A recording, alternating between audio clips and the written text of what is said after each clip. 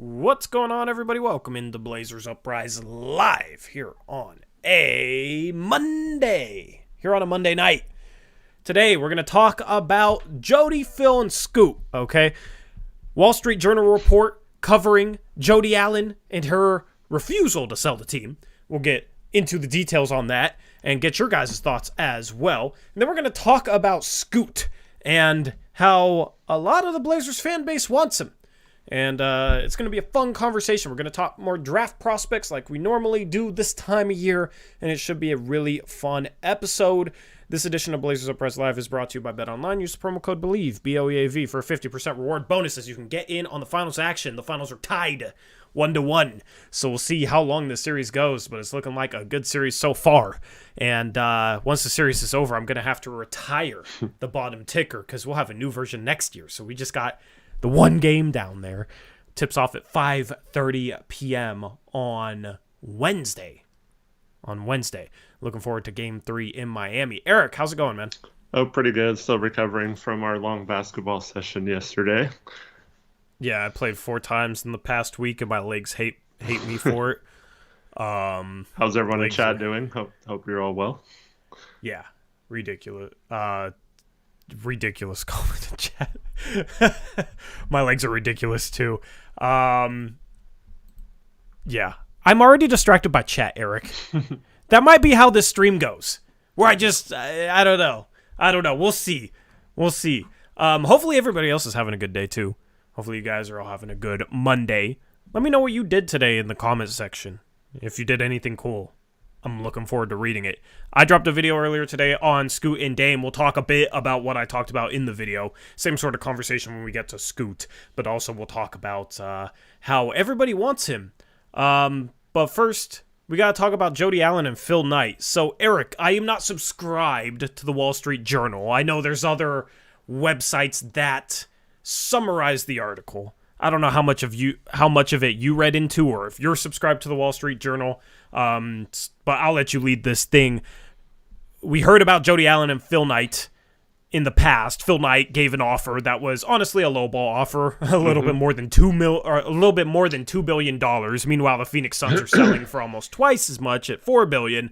Yeah. So it was a lowball offer, and then there was, whispers or rumors that Phil Knight took out a hit piece that was written on her shortly after the offer was denied, and there's been drama about Phil Knight wanting to buy the team and Jody Allen not selling the team, and there was more information on that in the past 24 hours.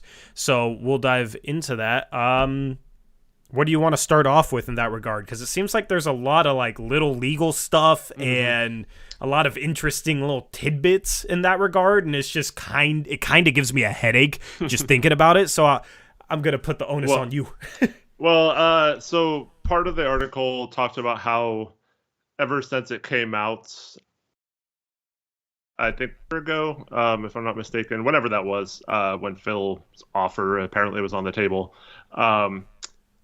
apparently he's been trying still to buy the team. They've contacted Jody. She always pushes it off to Bert because Bert Cold is apparently the one that's in charge of handling the details or the sale or whatever. And then the Phil Knight's partner in this, Smolinski, I think is his last name, he actually sent a handwritten letter to Jody at some point trying to get her to have a conversation with them. And apparently Phil and his group want to basically build a whole new area around the Rose Garden, make it a fun area with an entertainment district, housing, and all that kind of stuff. And if I'm not including this as something that's likely to happen, but there was news recently that the Portland Diamond Project was looking at the Lloyd Center, which is just down the road, as a possible location now if they were to get a baseball team for the baseball stadium. So that whole area could be integrated into a big entertainment district / sports venues / housing and all that kind of stuff. So Yeah, convention center is there too. Yep. So he has plans not only just for the Blazers, but for that whole area. And I think right around there is where he recently committed like 400 million, if I'm not mistaken, to develop an area in downtown Portland for the Black community as well. So it all kind of ties in, but I still get the sense that he's still lowballing him. Like if he just stepped up with a like legit offer, like it might have happened already. But unfortunately for him, or unfortunately for us, I guess, it just they're still not really in the ballpark of what it's going to take to actually buy the team. Yeah, so I know John Canzano had an article with some interesting information, and there was a bunch of stuff about like Burt Cold would actually make a commission on a sale, but then something with Jody Allen and just kind of the estate and just all this legal stuff that honestly I can't really understand. The way Canzano puts it, and so I'm not going to defend Jody, but if I'm in her shoes, if what Canzano is saying is true, I would not want to sell the team either, because apparently, as the holder of the trust or whatever, she does not get a dime from the sale of the team, which is crazy. But that money has always been going towards like the legal part of inheriting that much money and stuff like that. So like she wouldn't see any money from it. Meanwhile,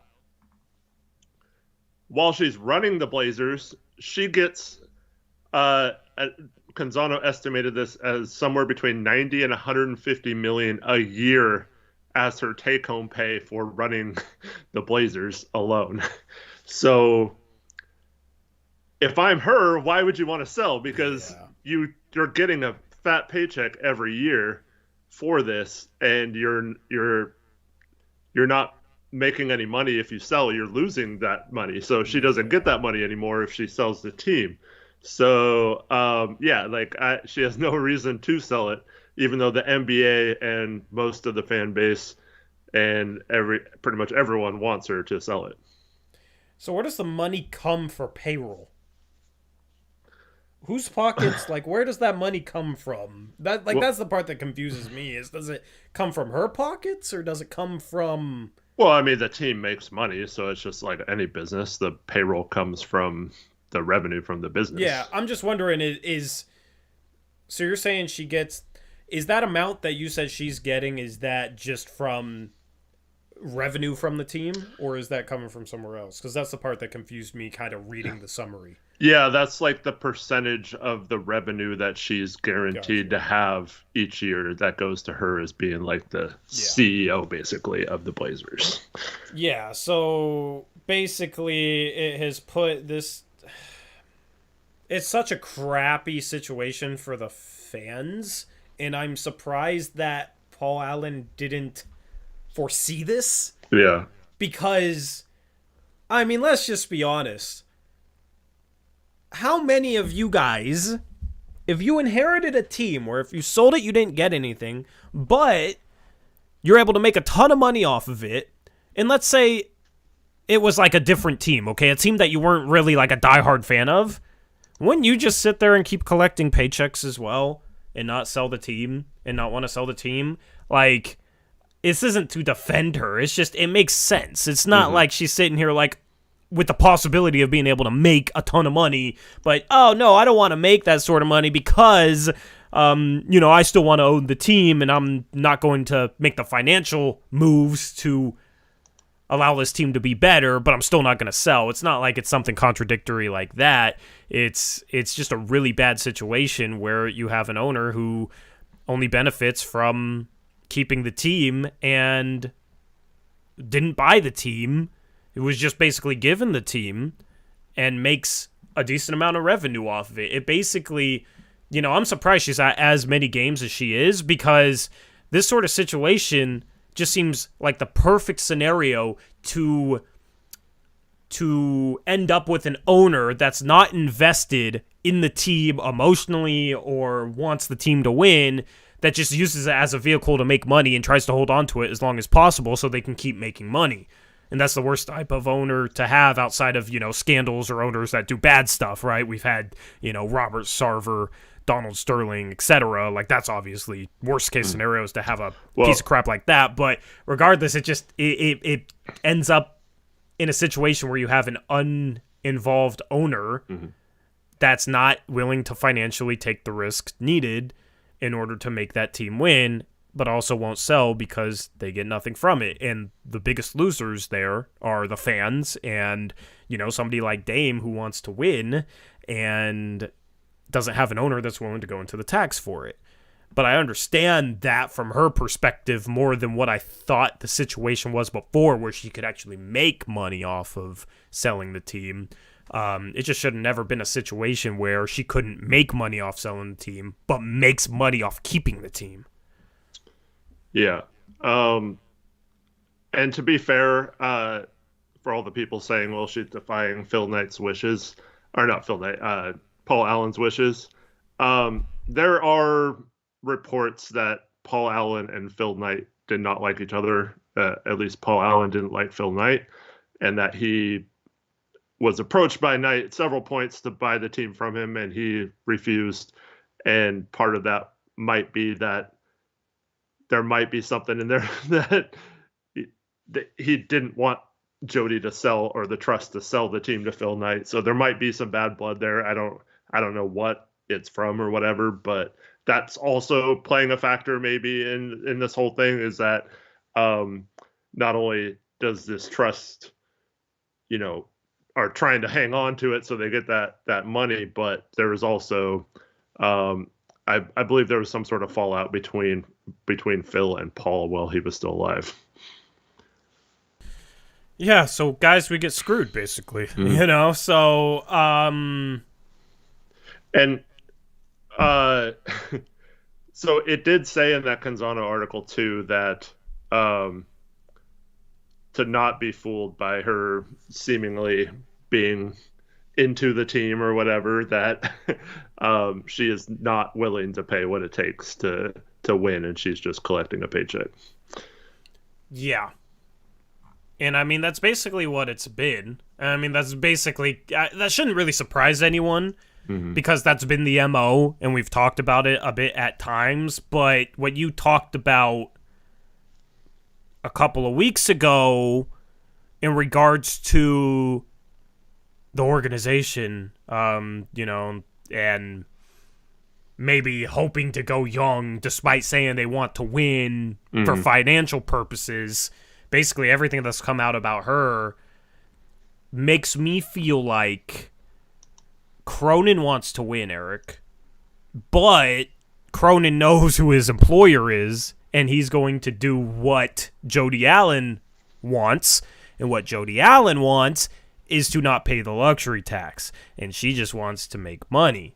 So he's going to obviously abide by her, but it puts this team in a pickle where you have Damian Lillard still. You have to please Damian Lillard. Maybe there's a middle ground where you don't pay the tax, but you get a guy that, makes Dame happy or whatever. It's just such a freaking mess. Well, that's what they tried to do last summer. They got Jeremy, but stayed under the tax, right? Yeah, so it's not a situation where, like, oh, this team won't do anything, but Cronin has restraints on him. And you guys know, if you've watched me for any bit of time, that I'm not one to give Joe Cronin excuses, because I think within the constraints that he has not done a good job anyway. Like, he signed GP2 instead of Bruce Brown. He didn't get back anything for Norman Rocco, right? Like, he traded the season with Drew Eubanks as the backup center.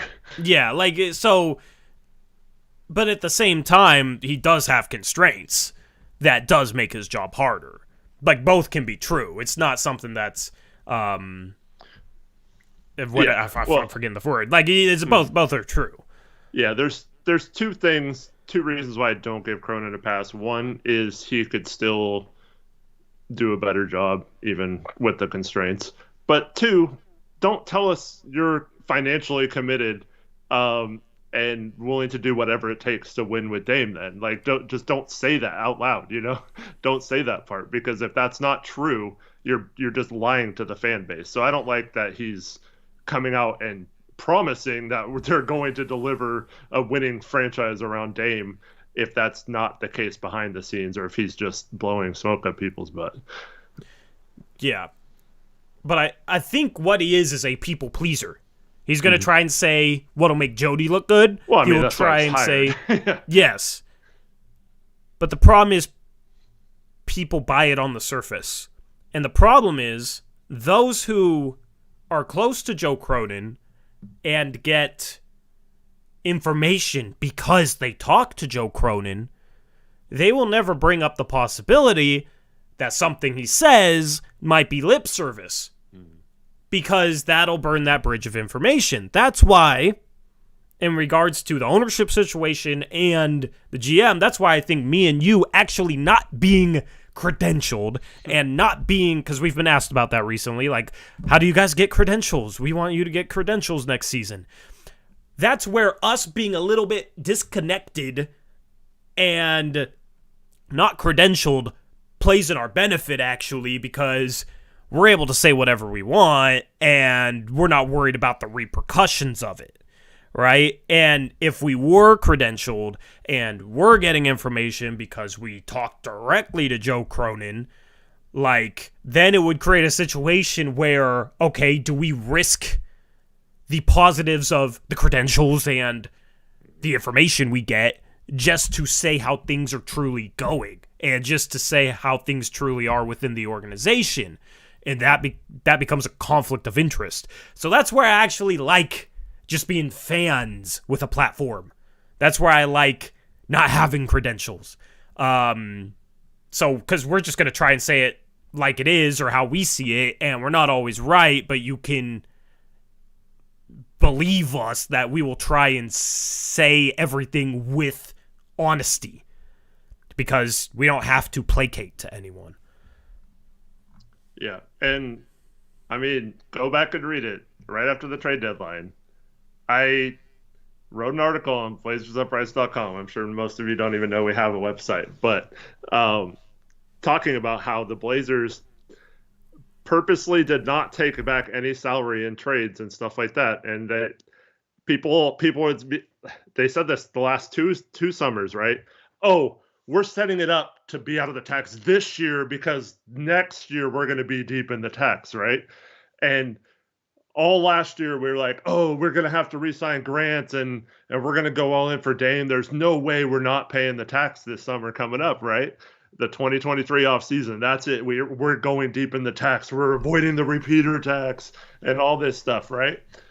And it really feels like every move they're making is setting themselves up so they could possibly avoid the tax, even though it doesn't seem logical for what's going on. So I still think it's a possibility, even if they do make a big trade, that they'd still try to avoid the tax, which is crazy. And this is why we weren't buying the wait till the offseason, wait till the deadline, wait till the offseason, wait till the... Like, because the more times you say that, the more you should expect the status quo. They can still pull something off this offseason, but it's not a situation where they're going to go into the tax. Every hypothetical with this team has to take into account that they are not going into the luxury tax, because Jody will make more money by not doing so. So when we talk about DeAndre Ayton, I know some of you like the idea of Ayton and hate Yusuf Nurkic being on this basketball team. But you're talking about DeAndre Ayton on a max contract, $32 million a year, $32 million next year. Nurkic is making 16. You're talking about paying an extra $16 million for a guy who's, I mean, not all that much better. The idea of him is just a lot better, but the idea of him is why Phoenix took him with the first pick and made that mistake. Like, that's why he's not even on the radar. Not only do I think on paper they shouldn't go after him, but because of his salary, it makes no sense. And that's what, when the flex tweet came out tying the Blazers to Ayton, like the Blazers might be willing to trade number 3 for Ayton. That's why part of the reason why it was absolute BS, because with where this organization is at, I think it would come down to them, like, letting Dame get pissed off in drafting the 3rd overall pick and potentially losing Dame before they would trade that for a center, making an overpaid max contract. It's the same thing with Sharp last year. If you trade him for OG coming up in 2024 offseason, you're going to have to pay OG, right? And so they have Sharp cost controlled for several years. And now what do? They trade Hart at the deadline, and they get the 23rd pick. They didn't know which pick it would be, but they knew it would be, in the playoffs or turn into seconds or whatever. So they knew that pick, if it was like 20 or whatever it ended up being, you'd have it cost controlled for 4 years as a first round pick. The same with the 3rd pick. They're not going to trade it for someone like Ayton making a max contract that's not a star, because you have that locked up for 4 years at, $10 million a year versus $30-40 million a year. And that's just the way they're looking at the roster right now. Yeah. So the ownership / front office situation / coach, because I'm still not high on Chauncey. Or I guess I was higher on Chauncey You're at higher the start than of the most season. of us. But like at this point, I'm not high on Chauncey as a coach. Then again, I think he could still figure things out in the future. But I'm not going to write him off yet. 2 years in an organization that's kind of a mess, with a roster that's kind of been a mess. But the combination of ownership, GM, and coach could arguably be the worst combination of those 3 things in the entire league. And it's like, no matter what route you go, it's really hard to build a championship caliber team with an owner that's cheap, will not pay the tax, but won't sell the team, a GM that has had a bunch of missteps along the way and is constrained, and a coach that hasn't proven he can win. It's just a really bad combination. I mean, there might be a worse owner, there might be a worse GM, there might be a worse coach, but the combination of all 3, I don't think there's any doubt there's not a worse coach. Maybe even in other sports too, right? like there's hardly ever any doubt in my mind that that's one of the worst trios in all of sports. Yeah. So, there's other bad trios as well. It's problematic. Now, if they make a trade for Jaylen Brown, you have him and Dame and Grant, it is under the tax, so the ownership is happy, then Cronin will have done a good job, so then you could start talking about that a little bit better, because then you could hold Cronin in higher regard, right? That's why this is kind of a make or break offseason for Cronin, but this is also the offseason where I think it will become very apparent where Jody's priorities lie. If it's not apparent already, because to some people, believe it or not, it's still not apparent. I was arguing today about it. So it's just dysfunctional. It's a mess. It's not a death sentence, right? Like, the Blazers have assets now. The Blazers got lucky with the 3rd pick. If the Blazers fell to 7 or something, I'd be saying we are absolutely screwed. Yeah. We're not absolutely screwed because we got the 3rd pick. This is also why number 1 meant so much, is because Wembanyama could be a star on a rookie contract and just kind of soothe over all these issues, and defensively be such a game changer that even if Chauncey didn't coach well on the defensive end, could still be a good defense with Wembanyama, because he's that talented defensively. Offensively, he's very skilled for his size. That's why the number 1 pick meant so much, is it just kind of eliminated a lot of problems. So I think the number 1 pick meant more to the Portland Trail Blazers than any other team. That's why I was upset when the Blazers got the third pick, and I was like, I was for like 5 minutes, I was really upset, and people were like, you should be happy you got the third pick. I mean, the third pick is nice, and it does make things more optimistic going into this offseason, but it doesn't solve everything, because Dame probably wants to trade it.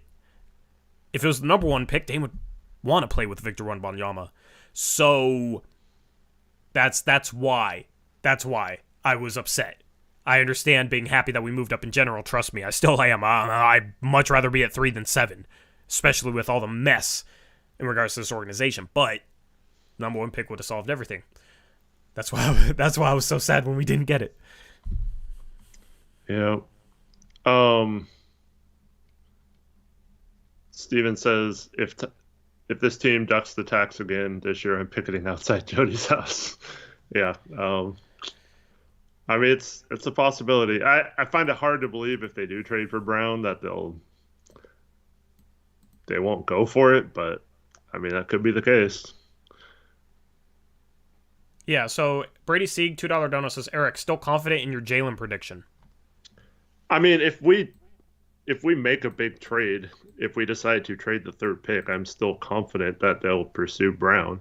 And I'm not as confident, obviously, as I was last summer about Grant, but I caution this about everything right now. The draft, teams, front offices, players under contract, stuff like that. It's all smokescreens, man. Like, people DM me all the time, like, I just heard Brad Stevens say they're going to offer Jaylen Brown the Supermax. Well, what the heck is Brad Stevens going to say if he gets asked that? Like, he's not going to say, oh, no, he's not worth the Supermax. We're not going to offer it to him. We're going to trade his butt this summer. Like he's not going to come out and say that. And it's like all this stuff with Scoot and stuff, like it could just be the Blazers posturing still for teams to be like, oh man, if we want Scoot, we're gonna have to pay a ton for him, you know.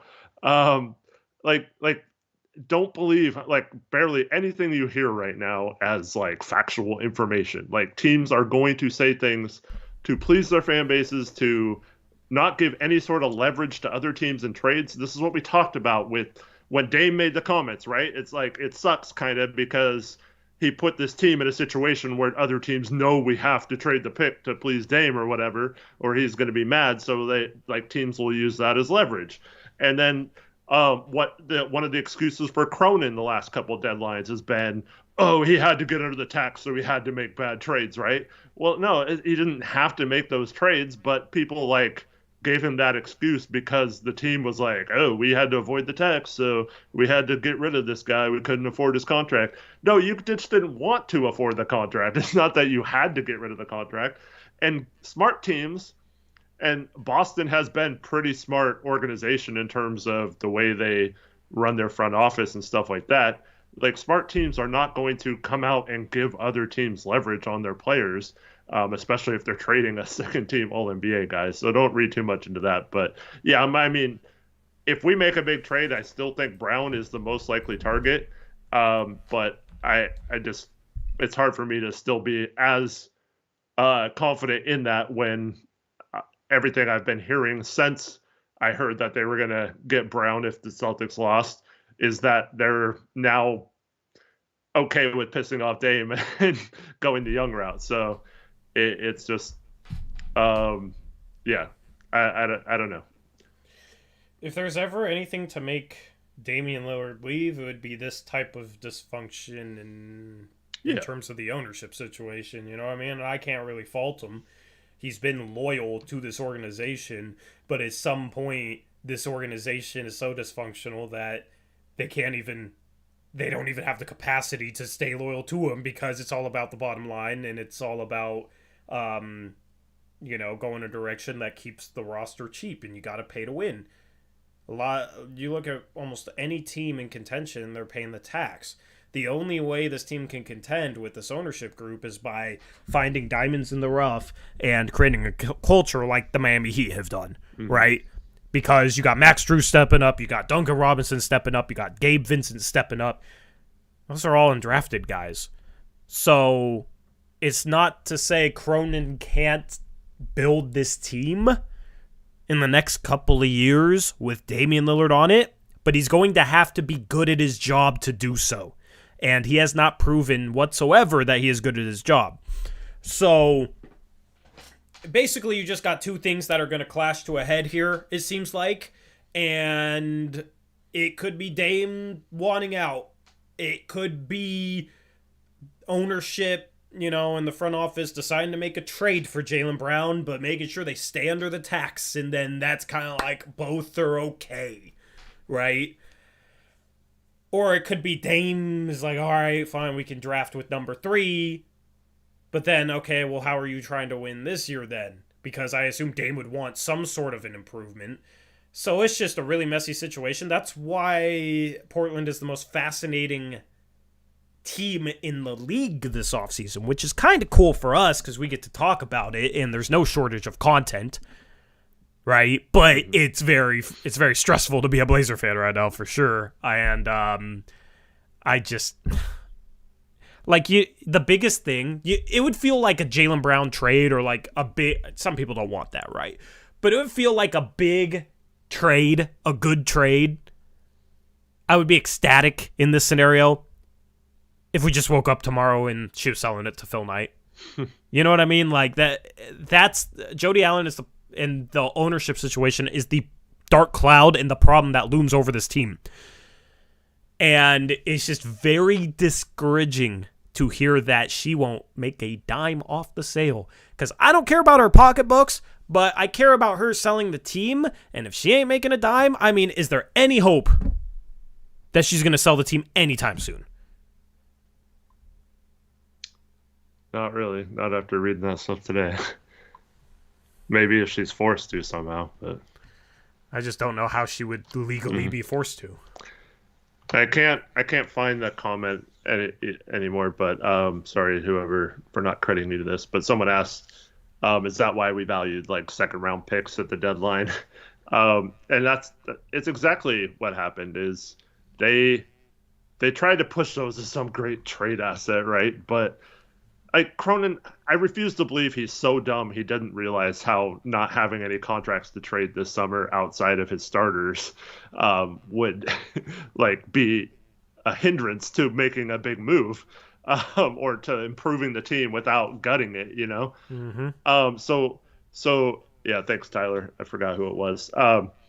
Anyways, so yeah, they try to push seconds as some great asset, but there's a reason why they didn't take James Wiseman back, because he made $12 million next year. So it had nothing to do with they didn't like Wiseman or didn't value him or whatever. They just didn't want his contract on the books, and that's just dumb thinking to me, because they've proven they can get under the tax even when they were in the tax by giving away players. So why would that be any different? Why would you not at least try to get the most value possible? But to me, that signifies that they have no intention of ever fully committing to going into the tax. Yep. And that's going to cause this roster and this team and this organization problems long term and in the short term. It's just a major problem.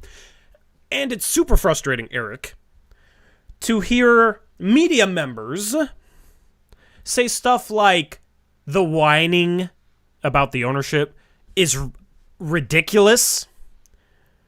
There was a thing on Twitter with Aaron Fentress, who, nothing personal against him whatsoever, but he was basically defending Jody. And he said the whining from the fan base about her is a bit ridiculous. And it's not ridiculous whatsoever. And he had another tweet that said, Phil Knight couldn't wave a magic wand and change the salary cap, the number of available free agents, and make other teams trade stars to the Blazers. He also couldn't have prevented Dame's injury that led to the 2021-2022 tank.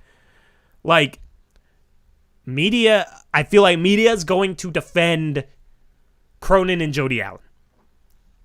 That media that at least is credentialed and involved with the team. John Canzano is not credentialed and not involved with the team. So anymore. It's anymore. Yeah. Right? For, whatever reasons. So it's not surprising to see somebody who's credentialed that covers the team saying the whining about the ownership is ridiculous. Meanwhile, somebody who doesn't cover the team or isn't credentialed, isn't affiliated with the team in any way, is out here bringing facts to the table and showcasing how bad of a situation it truly is. So, it's frustrating to see media members just act like nothing's wrong and say fans are ridiculous for whining about it, because it's very obviously a problem. Even fans that don't know the CBA know that there's something wrong. Yeah. If Paul Allen was still alive, things would not have been going down this way financially. Paul wasn't scared to pay the tax. You wouldn't be talking about this team potentially lying to the fans, lying to Damian Lillard, because they're trying to save face, but also are incredibly cheap.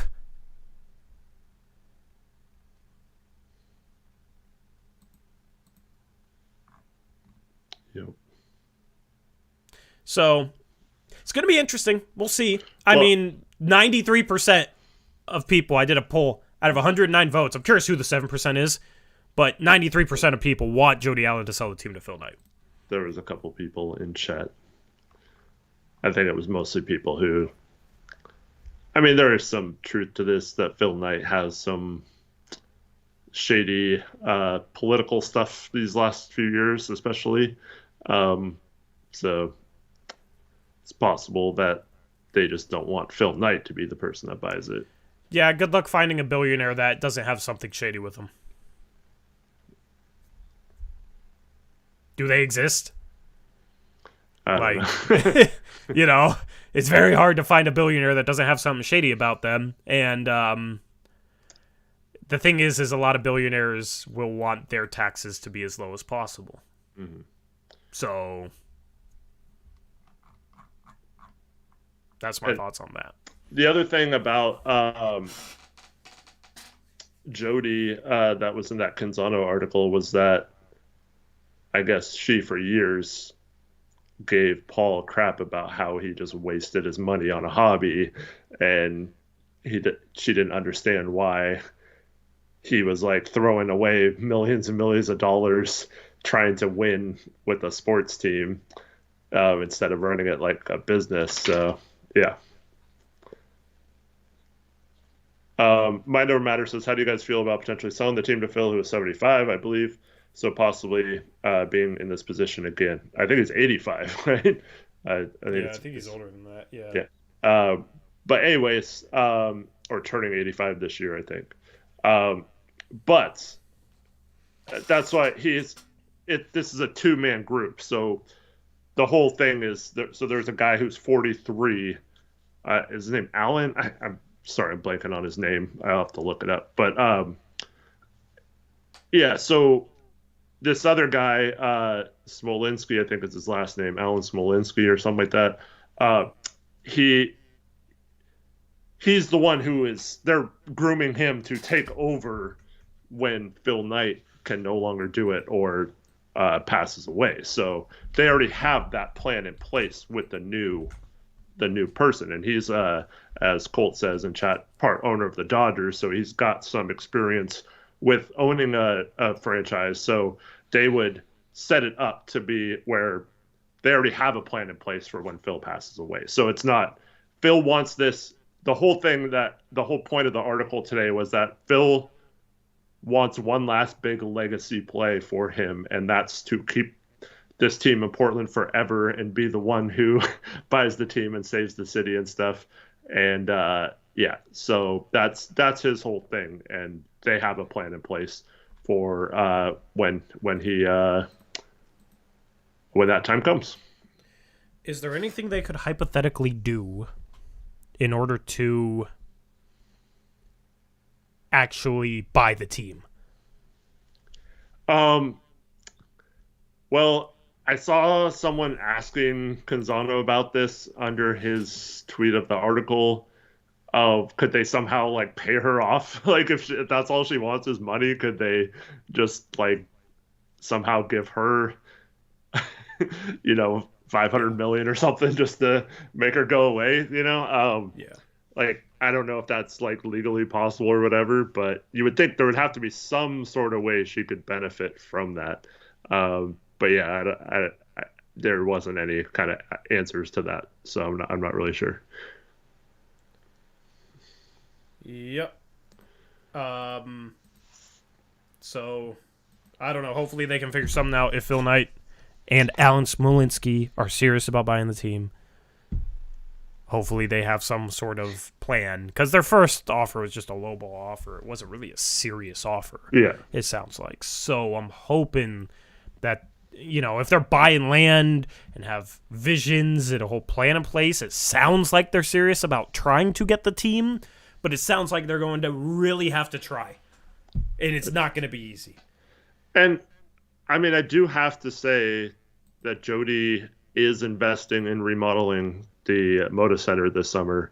So it's not like she's completely like not caring about the thing or whatever. So they are doing so. Like, they probably had to upgrade it a little bit, but she is doing that. The thing is though, the organization owns the Moda Center. So when the team gets sold, the Moda Center being upgraded is probably going to be able to raise the sales price. So who knows if it's even out of, the goodness out of her heart or anything. But if she doesn't get any of the sale though, then but who's to say she made that call to renovate? Right. With how confusing everything is structured. Well, it's confusing too with because it seems like this isn't just Gonzano. This is multiple people saying how involved Bert Cold is, and he's just he's not even technically a part of the organization. You know what I mean? Like, he's just part of Vulcan and was Paul's friend. He shouldn't have as much power as he has, but he does for some reason. Yeah. I'm reading Twitter. It's just basically those close to the team are going to defend her. Okay? Expect that. There was one other thing in the article I want to talk about. Jody Allen in there was quoted as saying that she works regularly with the GMs, presidents, coaches, in the business, and she has the final say on strategic moves such as key hires, trades, and player extensions. And I saw some people on Twitter going crazy about that. That's standard operating procedure for any sports team. Neil Olshey makes a trade back in 2015 or whatever. He gets on the phone, negotiates a trade or whatever. At some point, he's got to bring Paul Allen in and be like, okay, this is the trade I have to make. Do you okay it? So that's nothing. That's nothing crazy or whatever. So any move that a GM makes, they have to go to the front office. Now, maybe they have an agreement, if you're signing a minimum contract and it doesn't put us into the tax, do whatever you want, right? A lot of owners probably trust their GM to do stuff like that. But in terms of trades and stuff, yeah, all that stuff, an extension for Dame, Nas Little's extension, all that stuff has to be approved by the owner ahead of time before it's actually finalized. And that would be for the team they're trading with as well. So if we make a trade with the Boston Celtics, Brad's got to go to his owner and talk to them about why they should do this trade as well. So that's nothing to be mad at Jody about. She's not impeding on trades. Now, a lot of owners, like Paul Allen was like this. He wanted to be involved in the whole process and wanted to be involved with draft picks and things like that. So there are owners who basically play like they're part of the GM too. And that can be frustrating or tough to navigate around as well. See the Dallas Cowboys for years with Jerry Jones. But it's it's just, you have to clear anything by the owner. Yeah.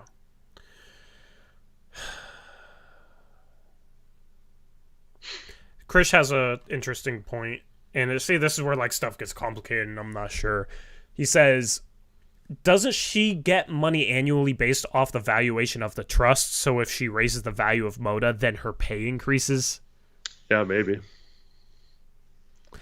But So she that's is the putting thing, money is- into doing it, though. But, I mean, that money's not coming out of her pocket directly. That's from revenues and stuff, you know? Yeah, and then, yeah, the thing is, it's just such a weird situation that even something like that, I don't know if there's no ulterior motives financially where somehow she's gaining out of it. Mm. And, like, owners are going to run businesses to make money, obviously. And people will say, oh, well, any owner of any business maximizes profits. But sports aren't just any business. This isn't a restaurant chain. It's professional sports. A lot of owners have more motivations than just making as much money as possible. A lot of owners, they want to win. They're willing to pay to win. A lot of owners owning a sports team is more than just owning a business. Look at Matt Ishbia when he came Look in. at Matt Ishbia. You want an owner that views owning a sports team as more than just a business and a way to make money. Because the owners that view it as just a way to make money always end up being the worst owners and having the most dysfunctional rosters and teams and problems. So, yeah, I understand that a sports owner will want to maximize profits, and if they can put money in somewhere so that they can profit more and it improves the fan experience, like, obviously they're going to do that, and that's fine. It's just, it's a problem when you have an owner and you're just searching for anything to show you that she is treating it like more than just a business. Because that's really where we're at, where we're searching for anything we could credit her for that shows that she cares about this as more than a business. Which, if she bought the team, there would already be a little bit more of a benefit of the doubt because she bought the team. But the fact that she just got handed the team and benefits financially by just hanging on to the team creates the situation we're in. Yep. I wonder how different these last few years would have played out with a different owner. I know. And it's frustrating having a guy like Damian Lillard. That's why I just want to go and try and win with Dame. Like, I feel like we haven't given it a fair shot. Yeah. For the best player in franchise history. There will be a ton of regret if the way this ownership situation plays out ends up with the best player in franchise history leaving. Mm-hmm. Because guess what? If this group still owns the team 8 years from now, 6 years from now, what makes people think it's not going to play out in exactly the same way? Just with a different player. Yep. And they're all going to get paid if they're good. And if they're not good, we're going to be losing for 5 straight years. So you're basically stuck between a rock and a hard place with ownership. The problem is not we have to go young or we have to win. The problem is the ownership. So, I mean, at this point, yeah, you do have to make a decision. You are at a bit of a fork in the road, but there is no clean solution like people act like in terms of, oh, we just need to rebuild. Because if you still got cheap ownership 5 years down the line, you're going to end up in the same exact position. But guess what?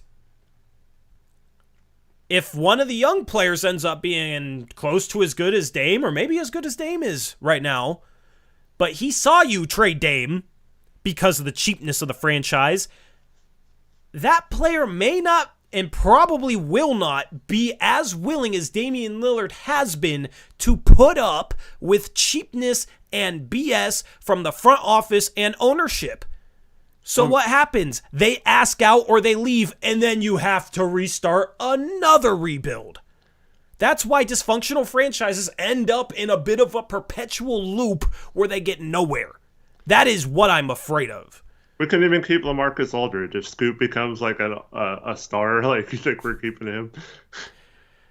Like there is so much potential downside with the rebuild route and going that way right now that people that want that route do not acknowledge. They just say, we should rebuild because then we can win a championship. Let's go. And it's just so naive. It's just so naive. Yeah, so obviously Phil passed away before the Western Conference Finals run, right? But I obviously did a bunch of research on this because just did a video about best trades in Blazers history. But so 1998-99 season, the Blazers actually made the Western Conference Finals. Not a lot of people remember that. It got swept by the Spurs. And what did they do? They go out. This was under Paul Allen. They go out and they acquire Steve Smith and Scottie Pippen, right? So they weren't like, oh, let's just like, we're fine. Let's just play this out. They were like, we have an opportunity here and went for it, right?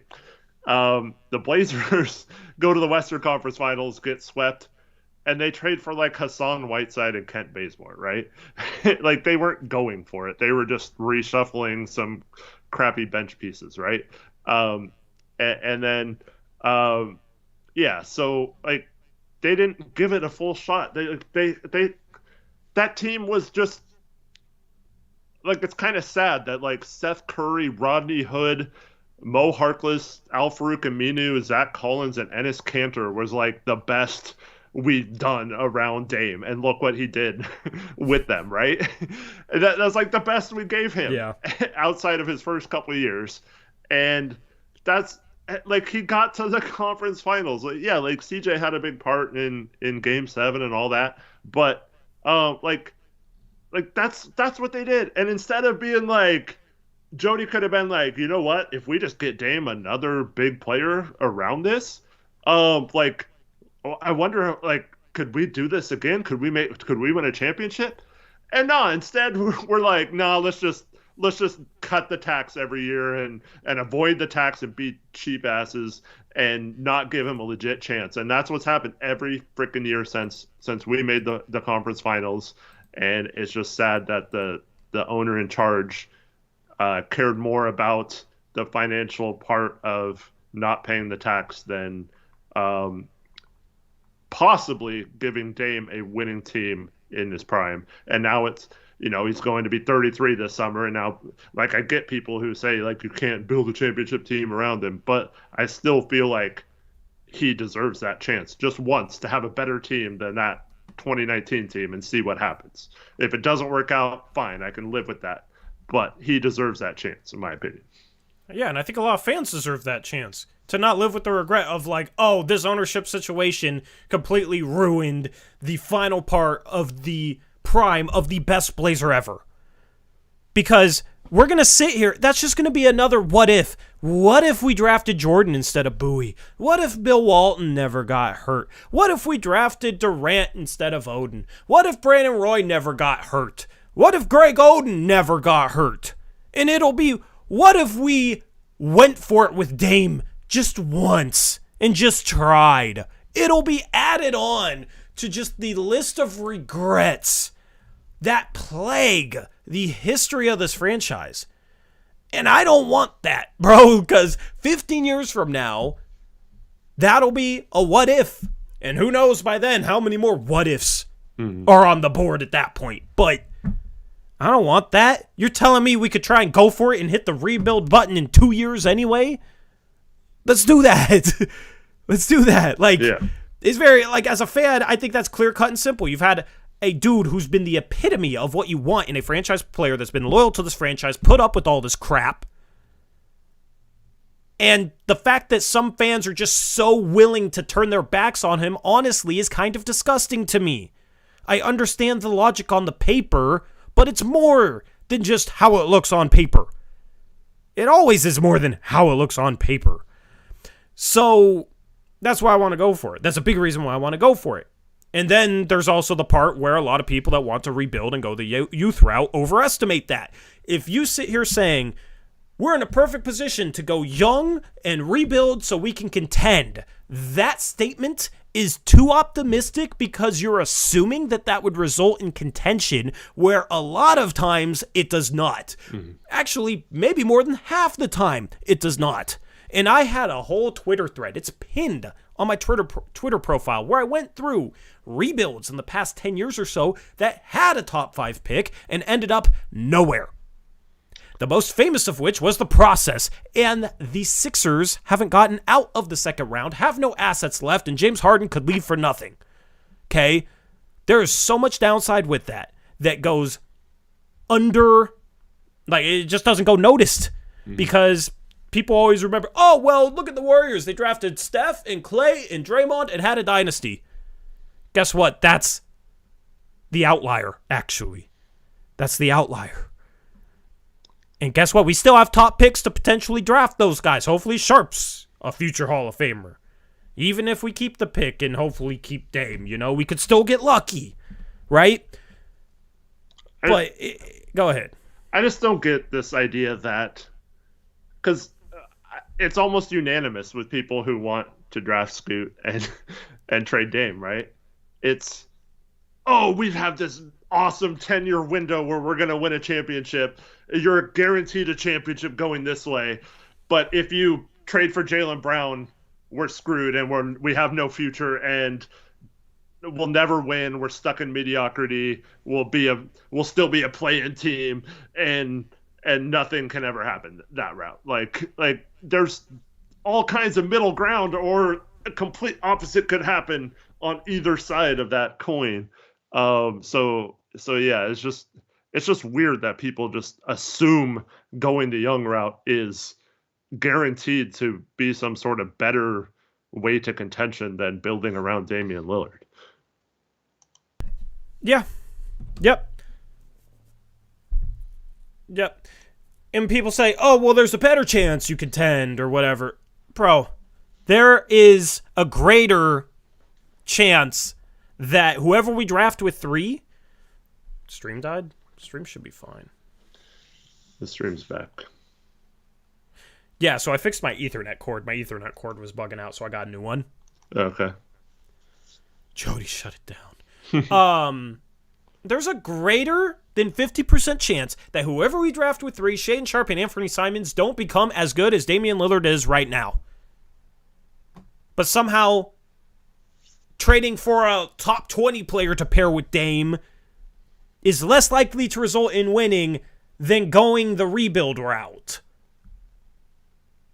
I don't really understand where people get these calculations. And you know what it is, Eric? Because we're seeing it play out with everybody that just wants Scoot because of the draft workout tape. And we've seen it play out with trade targets and all sorts of crap. Never underestimate a Blazer fan's willingness to get distracted by the shiny new thing. Mm-hmm. Yeah, I can't wait till we're like 20-62 and people are and then fall down to 5 like Detroit did this year. Yeah. Blazer fans have a problem with getting too caught up in the shiny new thing or, certain hypotheticals like that, man. I mean, here's the perfect example of it. When we got Yusuf Nurkic, everybody freaking loved him. Everybody loved him. Nurk fever, like, oh my goodness, this guy's great. Because he was new. Guess what? During that span in Portland, I believe he shot under 50% from 2.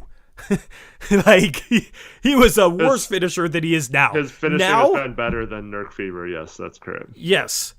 Now, he can't make anything because he's so soft and blah, blah, blah, blah, blah. Because we've had him for 6 years. Like, that's really what it is. That's a perfect example for that. Mm-hmm. Blazer fans, and a lot of fan bases, not just Blazer fans. I'm not trying to be harsh towards Blazer fans, but I've seen it just play out time and time again with Blazer fans. We saw it this past year. Cam Reddish, Mario Hezonja, Nick Stauskas. Like, how many times have we seen it where we get this incredibly mid player in the past, and like a big part of the fan base convinces themselves that player's going to get fixed here and Dame's going to fix them and blah, blah, blah, blah, blah.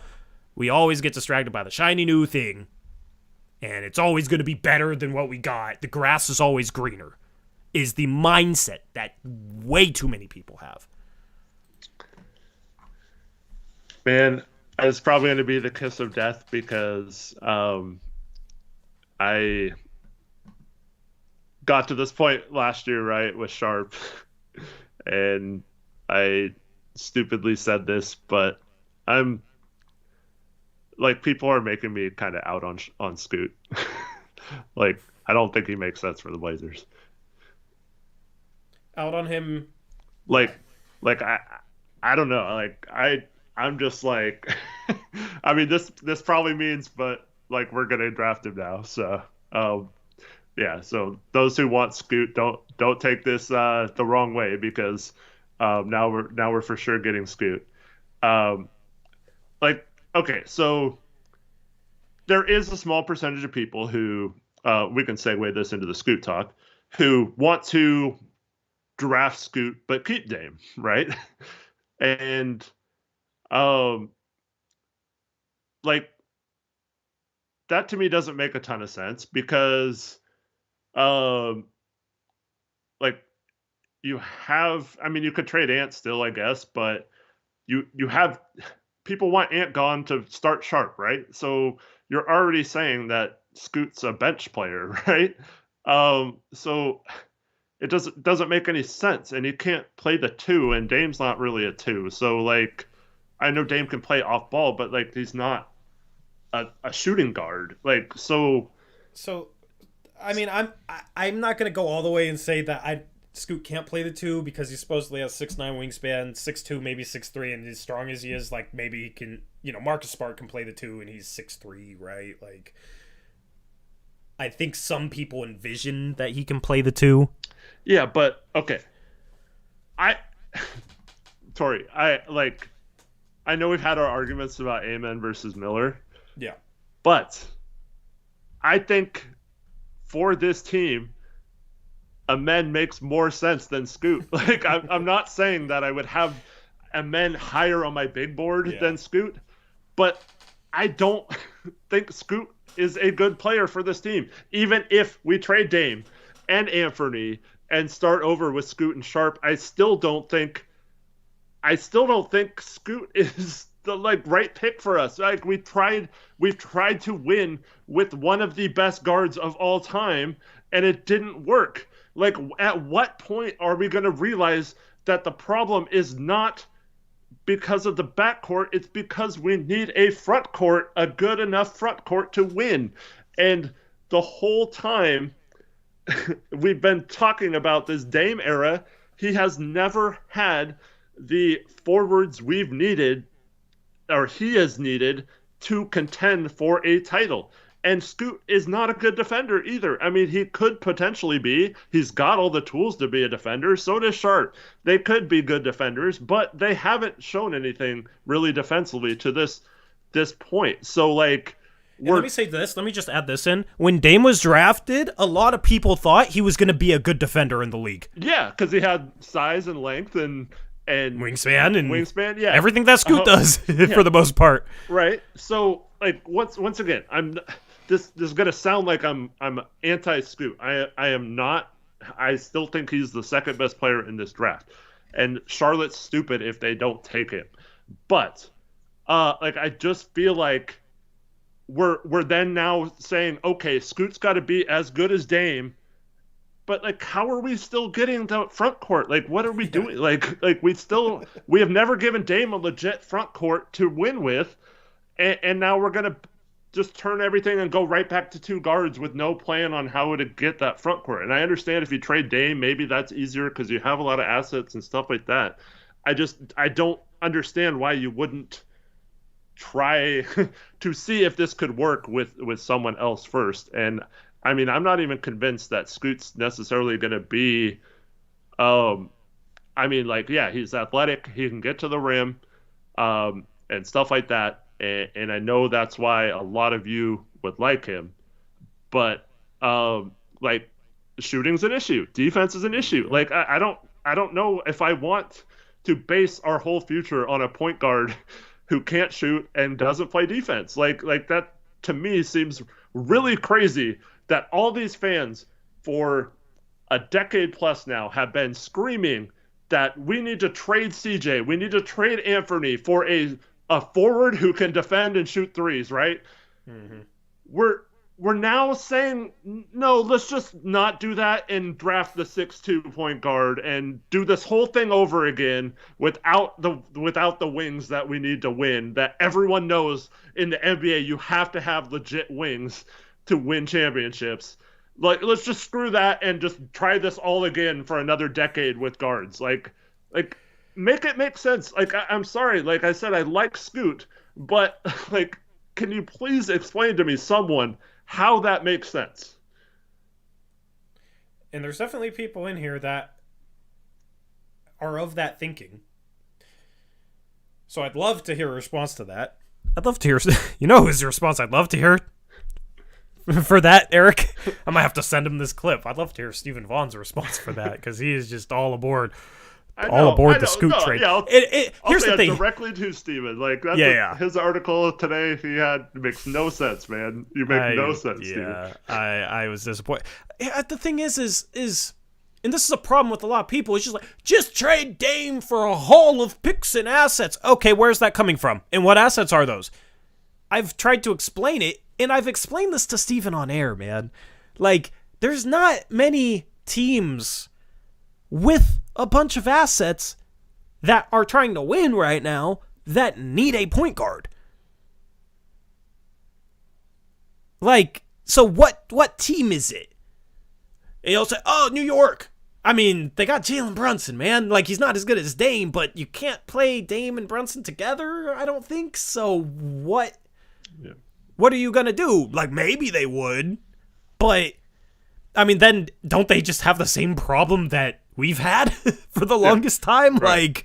Like, they're going to give up a bunch of assets to basically have like a Dame and CJ with Julius Randle, who I don't think is a good defensive player either. Like, and people say Miami, like Connor. Okay, Connor, they have 2 future firsts, okay, in like 27 and or 28. Well, I think they can trade 2028 and 2030. Yeah. Or they could. They have like the 15th pick this year. They could trade or something. They have the 18th pick. Yeah. So we're talking about the 18th pick, maybe Tyler Hero, who, like, if we're trading Dame, why would we want back Tyler Hero? Yeah. Why would we want back a guard that doesn't play defense? Like, it doesn't make sense. So, okay. If we're especially if we're drafting Scoot at 3. If we're drafting, so what, we're going to have Scoot, Simons, Sharp, Hero? Hero doesn't make sense there. Like, why would we want Hero? So what, we're getting the 18th pick and 2 assets that will be meaningless for the next 5 years? That's how we're supposed to win? That's the haul of assets people are talking about? That doesn't make sense. Sorry, go ahead. I don't know. Sorry. This Brooks guy in chat, who's obviously been banned before and is, I don't know what he's talking about. Then why did Eric say the opposite in the somber stream? Dame and Jeremy will get a haul of assets. Bro, Jeremy's a free agent. If we trade Dame, Jeremy Grant is walking. Yeah. Goodbye. We're getting nothing for him. Goodbye. And guess what?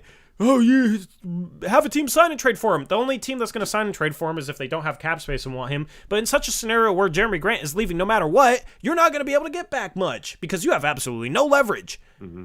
It's basically you get nothing or you get something. Guess what? That something's not going to be a haul. It doesn't work like that. It doesn't work like that. And guess what? With how little it would be, this ownership, with how cheap they are, would probably be like, oh, we don't want back that salary because we could just save the money and, you know, that's just more money in our pockets because we're going to suck anyway, so why would we spend more money? You know, it goes back to the ownership problem. So that's the thing, is like, where does that Dame trade come from? Because a ton of teams don't have future first they can trade and don't have young prospects that are of value. Like, in a lot of teams that have young prospects of value, it's like a guard. Tyrese Maxey? In like, I think Philly can trade 1 first-round pick. Maybe that's the same exact thing as the Tyler Hero thing. I like Maxey, but if you're having Scoot and Sharp, not only are you doubling down on the same thing that we've doubled down on for a decade, but what, you're going to triple down on it with like Maxey being the best asset you get back for Dame? What? So that's the thing. Where does the Dame trade come from? Because all these people, it's just lazy. They just say, oh, well, you could get back a ton for Dame. But where does it come from? Anybody can just say that, hypothetically. But if you look at the league, and it's frustrating because I explained this to Steven, like, and then Steven went and said that in the article, like, where are you getting that package from, man? And also, in that article, he said that it's proven that the small backcourt can't be good defensively. Well, it's actually proven the other way that it could be when it has capable defenders in the front court. But like, Dame and CJ had a top 10 defense before, believe it or not. Okay, this is what's crazy to me, Tori. Everyone knows that this team, Cronin in particular, did nothing to address the front court defensive issues, right? They brought in Grant. They obviously had a plan to use him wrongly. They had Drew Eubanks as the backup center. They used their one free agent asset they had this summer to get another 6'2" guard. Does that sound familiar? Another 6'2.5" guard, right? Oh, but he's got a long wingspan. He plays defense. Yeah, the dude didn't even want to be here, and like freaking was hurt and all that stuff. And no one, I still waiting for someone to ask Joe Cronin what he knew about the Gary Payton injury when he signed him. But no, our press is just going to let him off the hook for that too. So our whole solution this summer, we tried to get Thibault at the draft, right? When it was rumored that the 76ers might trade for Eric Gordon, and we were going to get Thibault as part of that deal. We tried to get KJ Martin, who's at least a little bigger, like he's like 6'6", so that's good. But like we're trying to get all these like guards, as Tyler James says, guards. Like we're going for guards. Like we all knew length was an issue before the trade deadline. Chauncey Billups in a post-game press conference says it's hard to do the things I want to do without the length of the front court, and hopefully that gets addressed here soon. And then we don't address it. He's obviously disappointed at the trade deadline. We do nothing to address the front court size issues with good long defenders, right? And now we're sitting here talking about not only to not get any, like everyone who wants Scoot is just talking about Scoot and Sharp. No one is saying anything about getting a power forward or a center that can play some freaking defense, or a small forward that we've needed since Batum went away. And even with Batum, he was inconsistent sometimes. So like we've needed a small forward this whole freaking time, and not one person is saying, oh, let's go this way and get the wings we need to compete. No, it's just like, let's try this all again with a bunch of guards and do this. Like, I don't understand, man. Like, we knew this was going to be an issue this year. We knew the defense was going to be a problem if Drew Eubanks was our backup center. We knew when Nurk got hurt at some point and we didn't have any other size on the roster, it would be an issue. We knew that small forward was going to be an issue at some point this season, and that Hart was better off as a bench piece. Like, we knew all of this stuff, and yet we still want to go back and just do this all again without the defending front court and hope it works better this time. I do not understand people. Like, I'm sorry for venting or whatever, but like, this does not make sense to me. And here's the thing. If Scoot is truly that guy, right, you know, or ends up becoming an all-star relatively quickly, and Sharp ends up becoming an all-star relatively quickly, like, you're not going to draft high again. Next year's draft is bad at the top anyway, it looks like at this point. Things could change, but it does not look good at the top. But you're probably talking about a team that, like, how much can you bottom out if you keep Ant, Scoot, and Sharp? Like, that's enough offensive firepower that it could be, you know, between 10th and 15th best offense. Defensively is going to be bad, but I don't know. Maybe that team's at the top of the draft next year, but Detroit was the worst team all season, and they're picking 5th. Like, you can't just bank on getting top 4 picks, because even the worst team in the league has a 50-50 chance, essentially, of falling out of the top 4. So How do you build for the future? This is why people are just like so caught up in the ideas of things without truly thinking about them. Because how do you solve that problem? Couple years down the line, maybe in a good draft. Well, at that point, you're probably a play-in team. But how are we getting to contention then? How does that team contend? How is it not the same exact situation? And guess what? At that point, it'll be, you gotta trade one of Scoot or Sharp. It'll literally be the same exact thing as Dame and CJ can't work. And I said before we traded CJ that for the people that want Ant to replace CJ, because a lot of people wanted Anthony Simons to replace CJ. A lot of people were high on Anthony Simons. And I said at the time before a CJ trade, watch. These same people down the line, next year or whenever, they're going to want to trade Ant. Or they're going to start complaining about every little thing that Ant doesn't do as good as Dame. And that's exactly what happened this past year. Now it's, let's replace Ant with Sharp. Or let's replace Dame with Sharp and Scoot or whatever. It's just a revolving door, and it's going to be the same thing from the same people. Can't win with the backcourt that doesn't play defense. Brady Boat says, bringing me down. So yeah, sorry you don't like facts. Goodbye. It's the sad reality. So it's the people who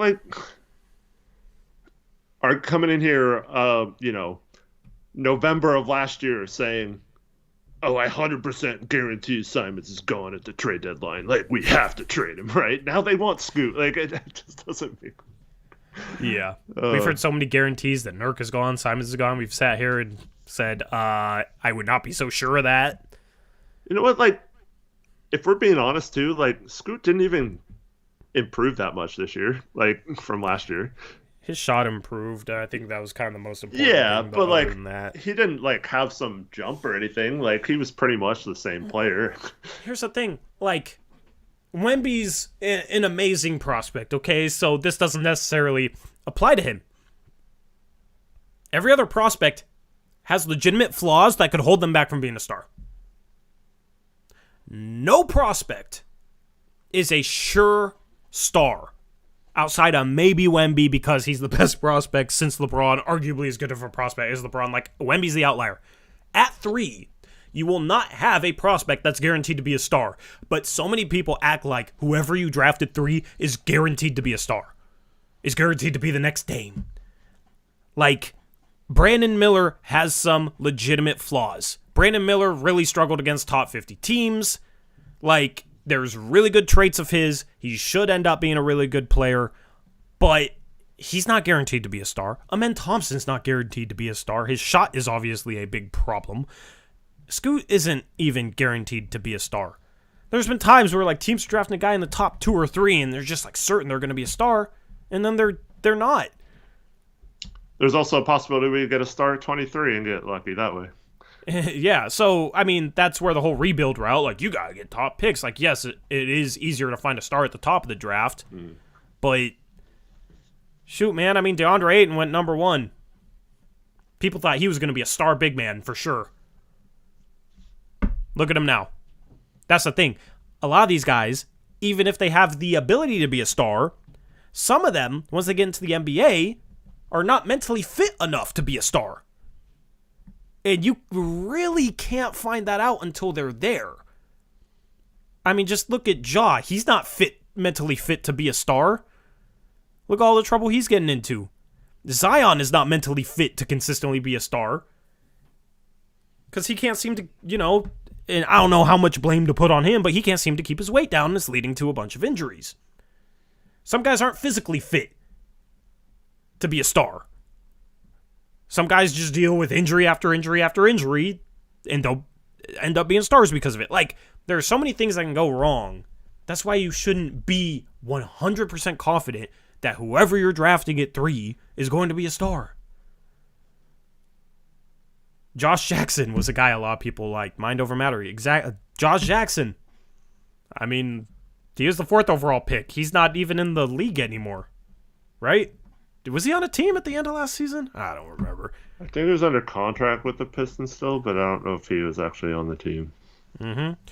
Ben Simmons is not mentally fit enough to be a star. Markelle Fultz, I think, got in a motorcycle accident and it messed up his shot. Like, you know what I mean? So, you don't know. You just do not know.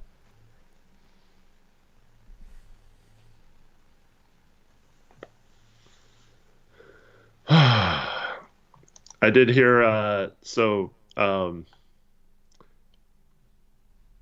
shout out to, I don't even know how to say his name, at Nerdrunner on Twitter, but I don't know his other name. But anyways, yeah. he forwarded me something from NBA Big Board Locked On, and in there was just a very subtle thing about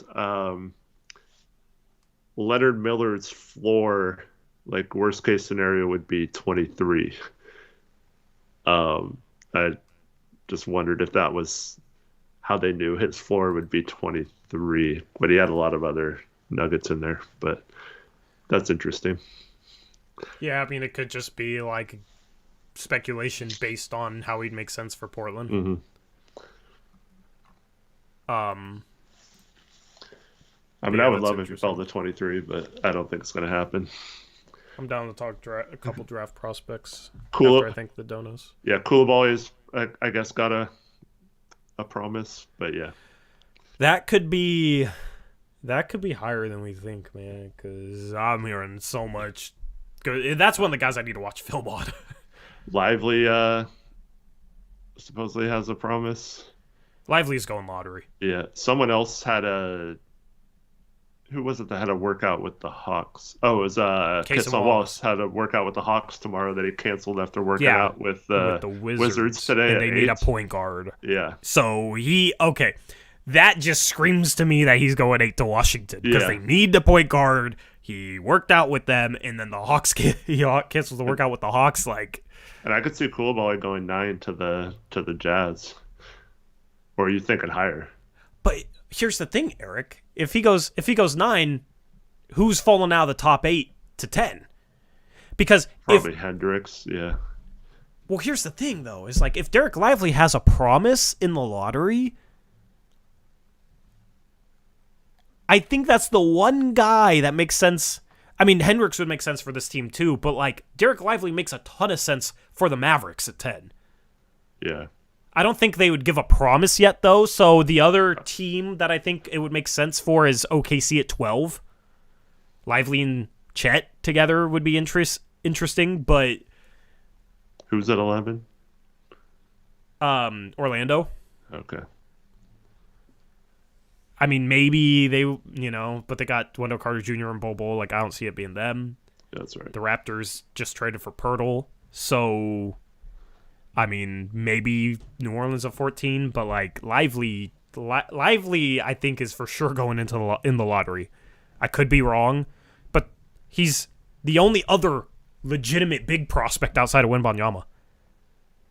Like center prospect, at least, because Walker is more of a 4, Hendricks is more of a 4. Yeah, maybe Clowney. That's about it. Yeah, I mean, but even he's a bit of a tweener. Yeah. So there's not a lot of bigs. I really don't want Dallas to get Hendricks. If they get him by staying at 10, I think that.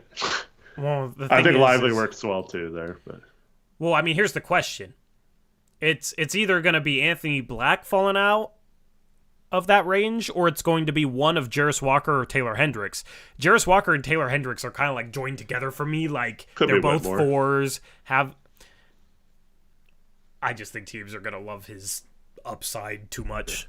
And I think there's legitimate flaws with his game where he might not end up being a good NBA player, but his physical ability is so impressive that it's sort of the thing where, like, if you can teach him how to read the floor better, teach him how to make the right play better, he could be the next Jaylen Brown. You know what I mean? A guy who can get it done on both ends of the floor, and then he's not the best ball handler passer, but like he just finds a way to get buckets like Jaylen Brown does.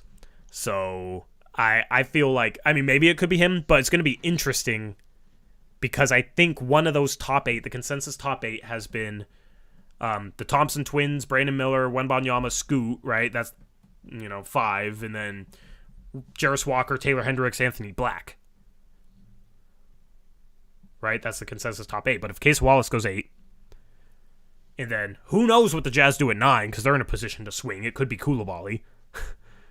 And then Dallas at 10, who knows what they're doing with their pick? They could trade it, or they could be going Lively. Then, I mean, who knows what happens at 10? Like, one of those consensus top 8 guys could fall. And I'm really interested to see who, because I feel like one of them will.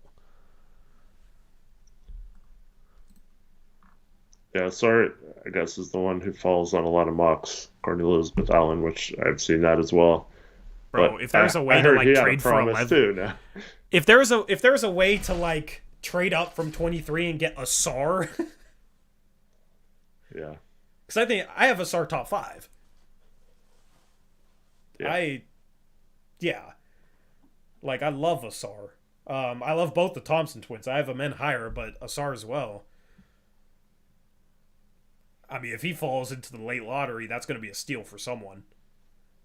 I mean, OKC just swinging on the upside because they're in a position to do so with him. Like at that point, it's just fit be damned. Like you can swing off that level of upside at that point in the draft. You just do it. Mm-hmm. Figure out the rest later.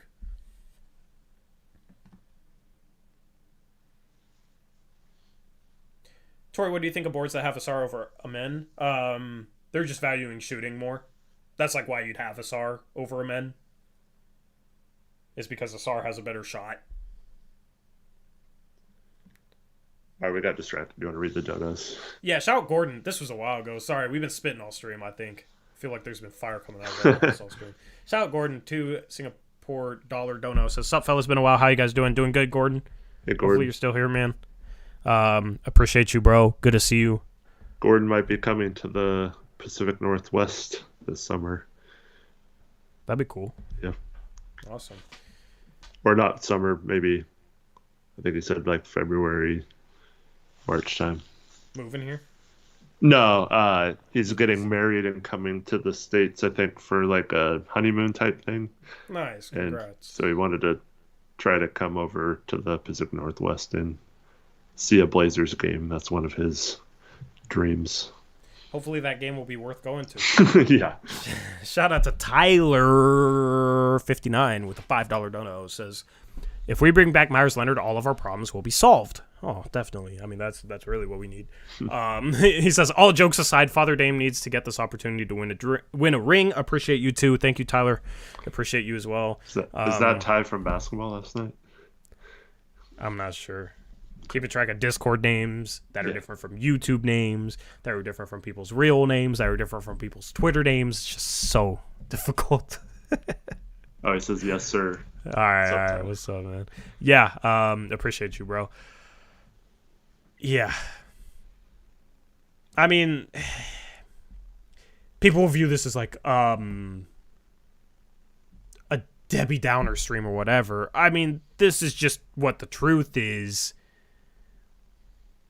Like, I feel like you can ignore the situation surrounding this franchise and then potentially be devastated later down the line when you're blindsided, or we can talk about it and kind of know what's going on and know what to expect. The problem is, obviously, we still don't know what to expect because they could still make a trade that goes for it. Or Dame might be okay with drafting at 3. Like, we have... I don't know, man. I don't know. I have no idea how this goes. Yeah. And I have no idea what the fallout is. I am scared.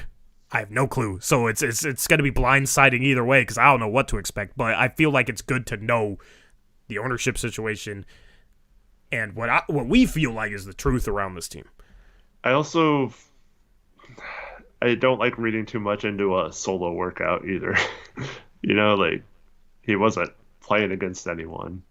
Like It's just when like the how Thompson twins impressive. worked out, I felt like people started getting higher on them, and I was like, oh, Yeah. people are finally joining me. And then Scoot worked out, and it was just like, oh my goodness, Scoot. Yeah, like people weren't saying anything about Scoot last week before. It's just like, ooh, shiny new thing.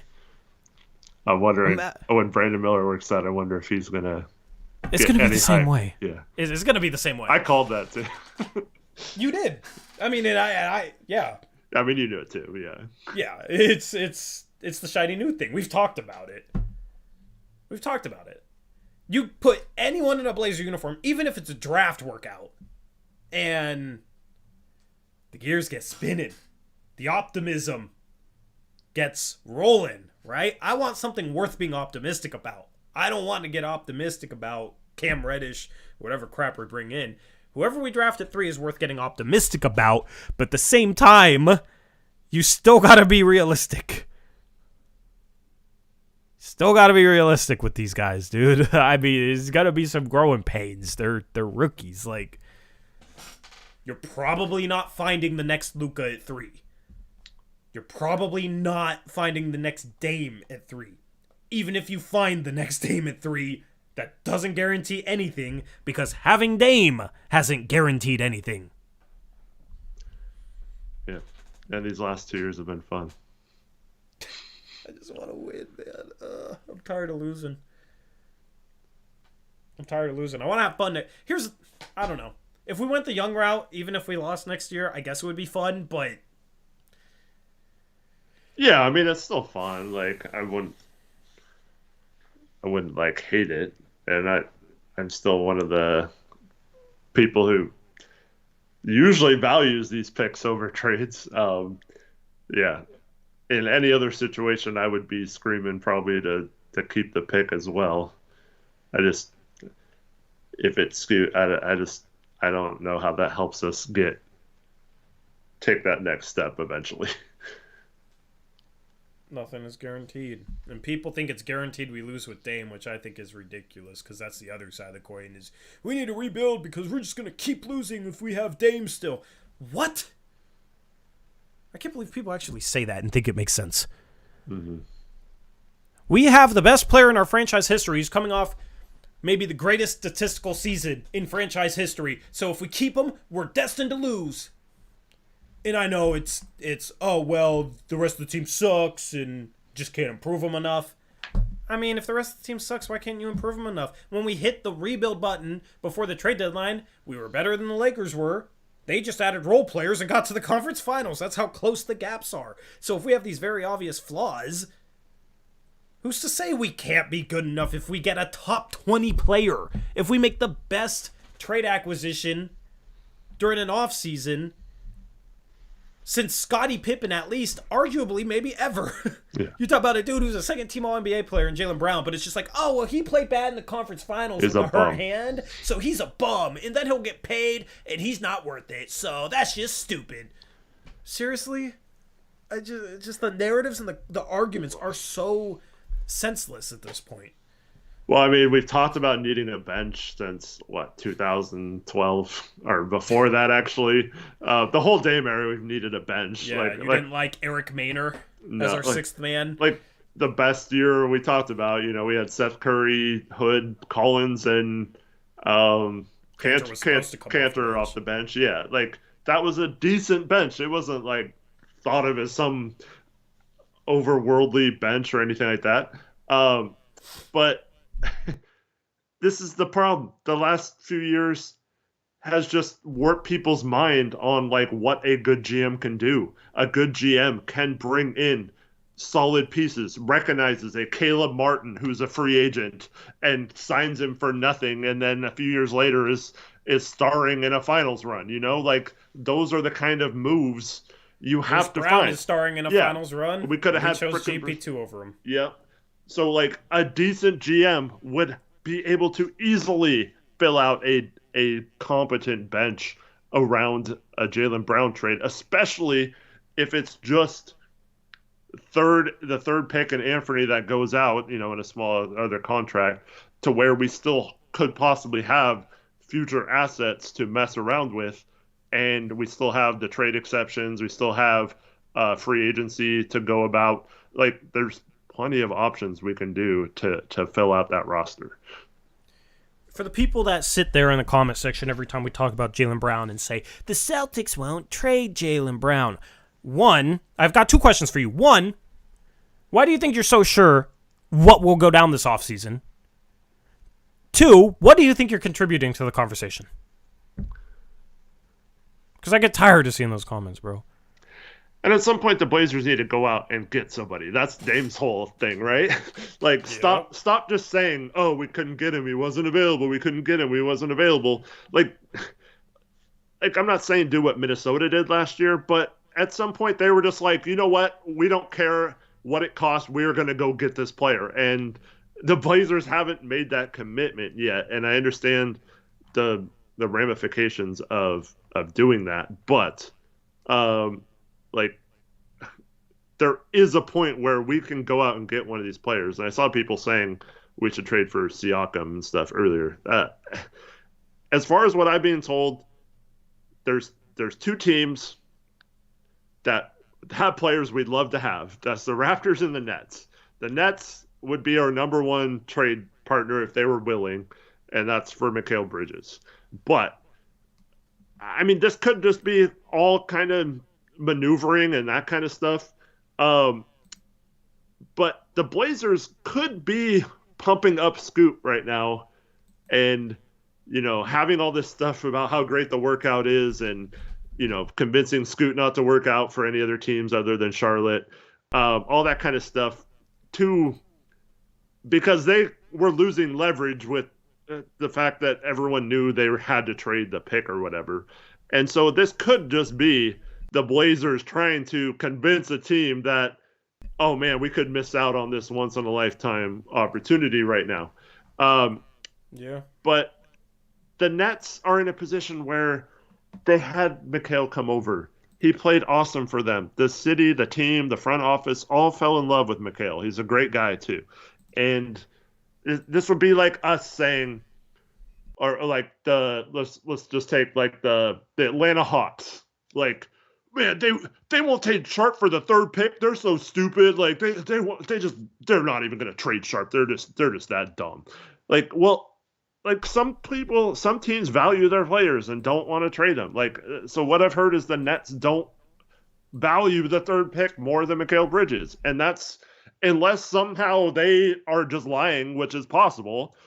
Like, we're not getting Mikal, so like it's just not going to happen, or we're not going to convince them unless they somehow fall in love with Scoot over some. He's not even going to work out for them. So how are they going to fall in love with him? I don't think there's any way we're getting Mikal. I'd love to be wrong about that. I would absolutely love Mikal on this team. I've wanted Mikal since he was in college. I wanted him in that draft. Yep. I've wanted him to trade for him. He's never been available since he got to Phoenix. And so I'd love that.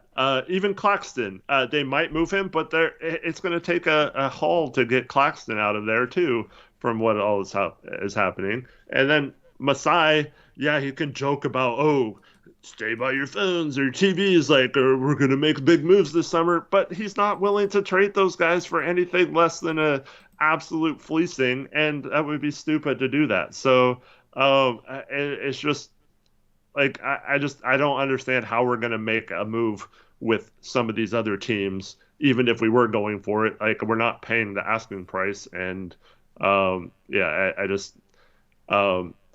saw that Locked On Rockets proposal, but that's terrible for the Rockets and the Nets. Like, I don't understand why some of those teams would do some of these trades people come up with. Yeah. Shout out Caleb Pendergraph, $2 dono, says, never forget that Mark said KD wouldn't be traded. Thank you, Caleb, for the $2 dono. Yeah. I mean, at this point, if you've paid attention to the NBA long enough, you know that you don't just trust everything you hear. Honestly, if you've been on the internet long enough, you should trust that not everything you read on the internet or Twitter is something you should put 100% stock in. It's the same exact way with trade rumors. And that's why I did a couple of videos. Is this rumor a real rumor? And I went into depth behind the rumor and my thoughts on it. And I will do those. I will do that for other big rumors. Now, sometimes we'll just cover them over here and I won't do a video on it. But AJ's asking for a 5 minute. I'm giving AJ a 5-minute timeout. I'm just joking. I know, but he spammed me during my stream. Carmelo Anthony for MVP, and I'm not having it, AJ. All right, think about what you've done in the past 2 hours. But see, I lost my train of thought. Thanks, AJ. Good job, AJ. I'm just teasing you, bro. But what was I talking about? Oh yeah, don't believe everything you freaking hear. Just don't do it. Don't do it. Think about it. Kyle says, so you're saying Dame isn't selling his house even though a Timberwolves fan made a burner pretending to be a real estate agent.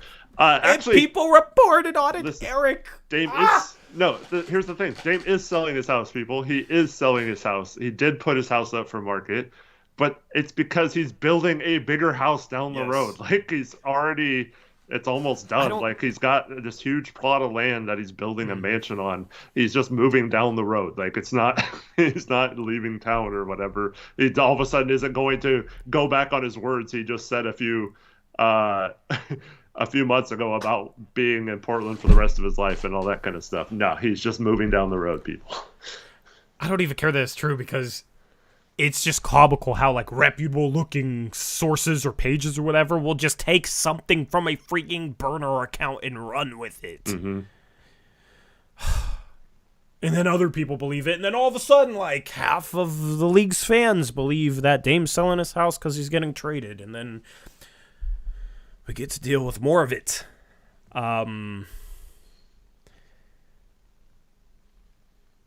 GK, shut up. GK, just good to see you, GK. I guess. Kevin, let's trade Dame right when his mansion's finished. That'll be a cool thing to do. Do the players like it in Washington or Oregon? Certain players do. There's been plenty of guys throughout the years that have ended up living here or loved their time here in Portland. But it does take a certain kind. Like if you're a partier type, probably not. But there's lots of players in the NBA who enjoy fishing and wildlife and outdoors type stuff, or a smaller type of big city. And yeah. I am mentally exhausted from this stream, so at this point we will take life advice. Questions, or any other questions, basketball questions too, for the next 10 minutes or so, and then I'm gonna hop off here because this has been a jam-packed stream. Also, let me thank Manta Mask. Get yourself a sleep mask at Manta Mask. It's mantasleep.com. Mantasleep.com. You can use the promo code Uprise for 10% off. Manta Sleep has sound masks. You can actually listen to our stream with the sleep mask on, just relaxing. You can listen to sounds of the ocean if that helps you fall asleep. I don't know what you fall asleep to, but whatever it is, if you fall asleep to any sort of sound, you should definitely check out the Manta sound mask at mantasleep.com. Bluetooth adjustable headphones. They're very comfortable masks. You can also buy masks with certain types of features. A cooling mask, if you don't have AC, it's perfect for that. You can put the eye cups in the fridge or the freezer, and then you can pop them out when it's time to go to bed if it's 85 degrees in your house, and you can at least have some coolness on your face. So check out the Manta. I forget which one that one was called, but they got a bunch of cool masks there. I got one of them. I got the normal sleep mask. I'm going to get the sound mask soon. I've heard really good reviews from those of you who have bought it. So definitely check them out if you need a sleep mask, or if anybody else you know needs a sleep mask. That's a great gift to get your mom or your dad or your girlfriend or your boyfriend or whatever. Give them the gift of a good night's sleep. Show them that you care about their health, their mental well-being. Get them a sleep mask at mantasleep.com. Promo code Uprise, 10% off. Thank you to them for being our channel sponsor. Chris wants a demo. Do they work for dogs? I don't know. One way to find out. They're fitted for humans, Chris, so I don't think so. but they are adjustable, so maybe you could make it work. Depends on how big your dog is, probably. Hyperprime $2 dono says, Eric, what is your favorite mask? It'll be Jaylen Brown's mask when he comes here. No, I have not tried a manta mask yet, so I need to get myself one. The Jaylen Brown mask. Yeah, if you buy a mask, it'll increase the likelihood that we have a masked Jaylen Brown next year. Also, if you hit the like button. Actually, just hit the like button because some people won't hit the like button. But please, just hit the like button. I don't like asking for likes, but I'm going to have to start doing it because we'll have like a bunch of views. But because I don't ask for you guys to hit the like button, the likes will be really low. It helps out the channel. It's the easiest thing to do to show us some support, so we greatly appreciate it. Because, we definitely want to continue growing this platform, growing this community. I like meeting new Blazer fans. It's a lot of fun. So hit that like button. It helps us accomplish that goal. We got Marcus in chat saying, ha ha ha, Boston literally said they weren't trading. Oh my. Yeah. And you and Eric, you literally just explained that. Yeah. Yep. You literally just explained that. But there we go. Thank you, Sheridan. Appreciate you. We got a life advice question from Logan Caddy, Eric. I have not read it yet. I'm just going to read it on the spot. Okay. First, shout out Anthony Simmons with a $10 dono. It says message retracted on it. I've never seen that before. And then a $5 donation. And a $5 donation from Anthony Simmons. What are you trying to say, Anthony? What are you trying to say, Anthony, with the Thunder logo? I appreciate the donos. I will read off whatever you're trying to say, no matter what. But for some reason, YouTube message retracted you. So, don't know why. So, just comment whatever you were saying in chat, I guess. Appreciate the donos. It could be something inappropriate. Absolutely. I don't know what's going on. Maybe censor your words, Anthony. And before you read Logan's question, Tyler asked when we hoop and next got to keep working on that Hall of Fame brick wall badge. Yeah, I'm down to make that a regular Sunday thing. For those we had 10 or 11 people show up yesterday, so we had a nice 5-on-5 full court game down at we played at Westmoreland. But yeah, if you want to get on the list, just hit me up on Discord or Twitter, and I'll include you next time we have a meetup. Yep. And maybe I'll make a 3 next time because I really cannot shoot outdoors, especially when there's wind gusts. Hopefully next time. Did you make a single one yesterday? No, no, it was bad. It was bad. A lot of them short, but the wind, man, I don't know. I just can't. Not only is it a mental block for me shooting outdoors, but then windy and court a little bit slope. We're gonna try different parks and kind of find one we like. I like the one down that we've been to before down your direction, Eric. Yeah. But yeah, I shoot so much better indoors. I don't know what it is because it's still a hoop. It's still a hoop. It's still a circle. Rims and the wind. Yeah. You were hitting shots yesterday, though. Yeah, I don't know. You were hitting shots, and I was missing shots. What are you trying to say? You're supposed to be the big man. I have been in a little bit of a shooting slump, though, to be fair. So I will have like a really good week, then a really bad week. I'm just all over the map shooting wise. So is what it is. Is what it is. But yeah, it was cool meeting people and getting some running. We had a bunch of people who we hadn't met yesterday come out, so that was cool. Shout out to all of you who showed up. Shout out Logan Caddy. Life advice question says, how do you balance being yourself around people such as family who you are stuck with when you don't feel like they appreciate or like who you are, i.e. a sister or other relative? That's a tricky one. Chat, feel free to answer this as well, but I mean, some people just won't accept you for who you are, and sometimes that's family, and that's really, really rough. It's a little different because obviously you should want a connection with your family, but if you have to be somebody very specific to please a member of your family that's not good for your own mental health? And is that truly a connection if you have to be somebody you're not in order to try and connect with a family member? Is that even worth it at that point? That's just kind of the decision you have to weigh in the way I think you have to frame it. Yeah, for me, it's like there's always going to be people in life that you don't agree with, don't get along with, don't want to get along with, or maybe you do want to get along with them and they don't show any effort or don't like something about you. And there's always situations, whether that's work or home or whatever, that you're just going to have to just make it work and fake it and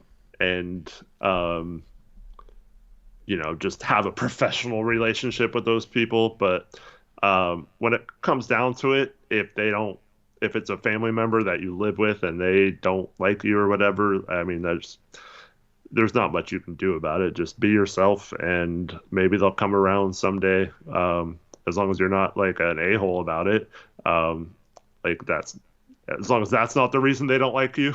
If it's just because of something stupid, that's on them. So I mean, it sucks, like Tori said, but you just gotta kind of work around it and just realize that person's opinion isn't the end all be all for how you should feel about yourself, and just try to keep your self-esteem and your self-respect high, and don't give in to any of that just because someone else doesn't see you for who you are. Well said. Shout out Eric Olson, $5 dono, says, if Jaylen Brown falls through and no other good trades are available, what should we do? Keep the pick? Yeah. I mean, that's basically the fallback option of all fallback options. I just don't know how Dame feels about it. Then you have to worry about that.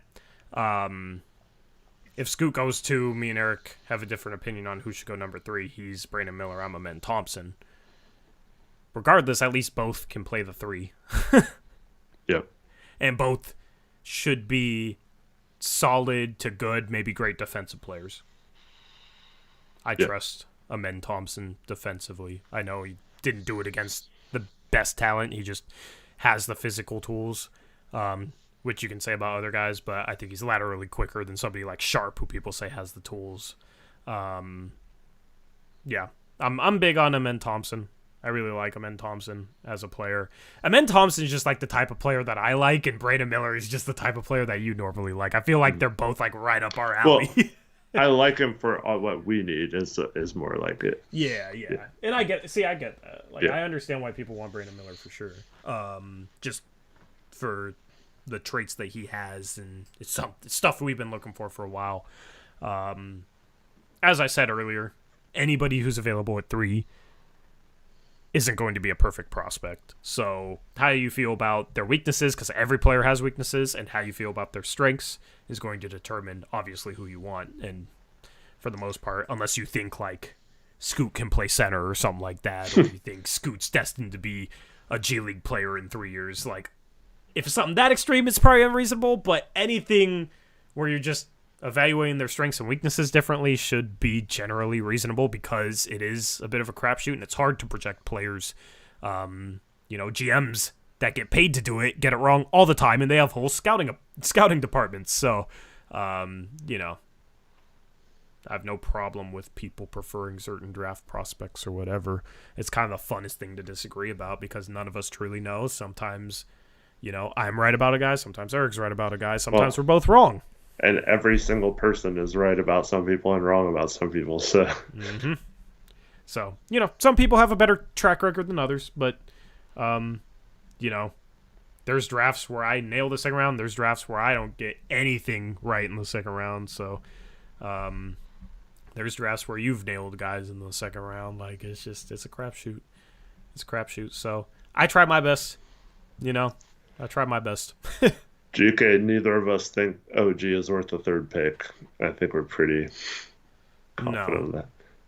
Now, if Masai wasn't so stingy, OG would be the best option with keeping the 3rd pick. Yeah, but that doesn't sound like an option either. Yeah, that's the problem. like, if you can get Brandon Miller or Amen Thompson at 3 or whatever, and that's your backup 3, and then you trade for OG, and you have Dame at OG. Sharp is the third guard, and then the third overall pick is like a backup small forward. I think that's kind of similar to Sharp and Grant from last offseason. You're still kind of playing both timelines, but I think that team could be a playoff team next year and still has the future intact. It would take trading multiple future firsts for OG in such a scenario, like 3 at least, it seems like. But I don't know if that's enough for Masai. And at that point, I don't think you can give up more. 3 is already quite a lot for a guy going into the final year of his contract. So,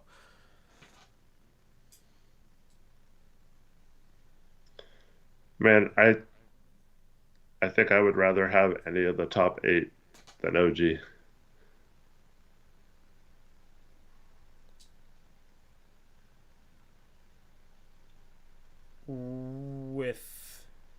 I mean, like long term. Like, yeah, just right now. I don't know. Yeah, I mean, like, here's the thing.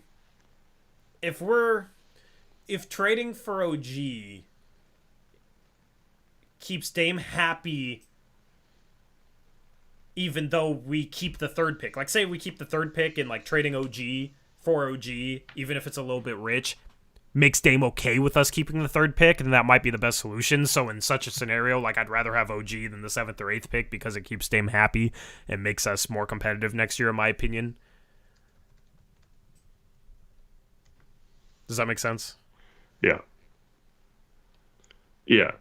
I'm just saying, like, if it was up to me, I'm not overpaying for OG. Like, I think Jarvis Walker or someone like that could be a better player than him.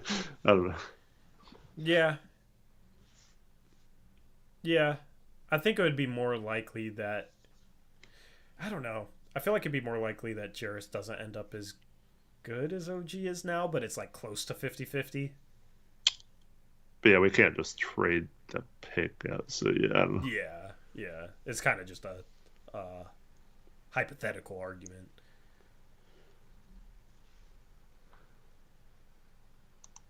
We got sidetracked from life advice. Did we have another life advice question? No. I said they could give us other yeah. basketball questions too. I got like 3 more minutes in me because 3 more minutes until we've been live for 2 hours. AJ has been just a total doofus tonight. He asked, what do you do if your online friend keeps making your mom jokes and the other friend doesn't accept you for liking a player? He's so extra. Yeah. It's, what I don't get is, like, so, like, in a group chat I'm in with AJ, he'll just say, like, just randomly, not even, like, trying to get someone. He'll just say, like, these nuts got him, right? Like, he thinks that's funny, but, like, now he's complaining about other people joking about your mom jokes or whatever. Like, I don't, like, make it, you're like the scoop people, AJ. Like, make it make sense. Yeah, that's right up the same alley, bro. Right up the same alley. AJ trolls like he's a mod. I think he's trying to become a mod by acting like a mod because this is That's like the type of stuff that, Aeromancer that our mods would do. Yeah, Aeromancer. I mean, Aeromancer was drunk. I can't even say the word drunk. Aeromancer was drunk during our mock off-season draft. He made a drunken Zach Collins trade and was just wilding in chat. He said worked for me somehow, except he tried to undo that trade. So, yeah. Our mods are just so extra. Trevin has been extra lately. Trevin's been interesting lately. Connor is just Connor. That's why his name is in parentheses. And then Jackson is the king of your mom jokes, so.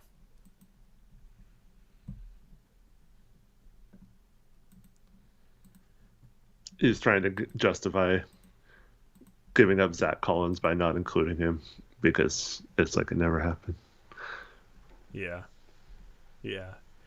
So he like took a win. He took a decent win, then he took a little bit smaller of an L, and now he's trying to say, "See, I won." Well, you could have won bigger. Trevin says Anthony's question earlier that got retracted was, "How nervous are you on a scale of 1 to 10 For the for the draft? draft?" Why did that get retracted? I don't know. Thank you, Trevin. See? That's good moderatorship right there. Shout out to Trevin for being a good mod tonight. How nervous? I'm not even nervous. Like, I don't know how to explain it, Eric. Yeah. I'm just at the point where it's like, I have no freaking clue what to even expect. And whatever happens, I don't think there's any scenario where, like, whatever happens is inherently terrible. So it's like, there's no, like, real bad scenario to be nervous for. Have you met the Blazers? Yeah, I mean, I guess they could trade the third pick for OG or something, but I don't think they'll do that, given what I've heard. I think the one thing to be nervous about would be pissing off Dame, but that wouldn't happen on draft night. Like, you know, if we use the pick, I'm not going to be like, oh no, Dame's going to be pissed, because I don't know. Like, I'd be nervous for, like, a week down the line, him demanding a trade at the start of the free agency or something. Like, that's what I'd be nervous for. So, I'm not nervous for the draft. Like, I'm kind of just excited to see what happens, and I'm excited to get closer to finding some sort of resolution for whatever the hell this offseason is going to be. If that makes sense. Mm-hmm. Are you nervous for the draft? Yeah, I'm pretty nervous. Just want it to turn out. I'm more nervous that they're just gonna pivot and go cheap and that wouldn't be on draft night. Yeah, but that would start the process, you know, like just that they've already made up their mind that the Dame era is over, you know. Yeah, the time to be nervous would be like after the draft. Mm-hmm. The fallout after the draft. So I'm not nervous for the draft in itself. I'm nervous for what comes after the draft. Yeah. Well, what if we take Miller over him, man? I mean, I won't be happy, but I won't be like pissed. You know, I won't be distraught or anything. I'm almost more nervous about what the heck Charlotte's going to do it to. Are they really going to be dumb? Amen Thompson. What if they took him number 2, and then we have to decide between Scoot and Miller? That would be kind of hilarious.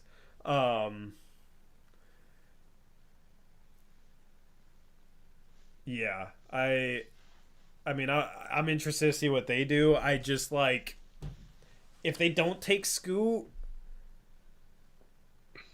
then I think we definitely take Scoot, and then right when we announce Scoot's name, then I'm nervous. Like, okay, what does this mean for Dame? Yeah. Right?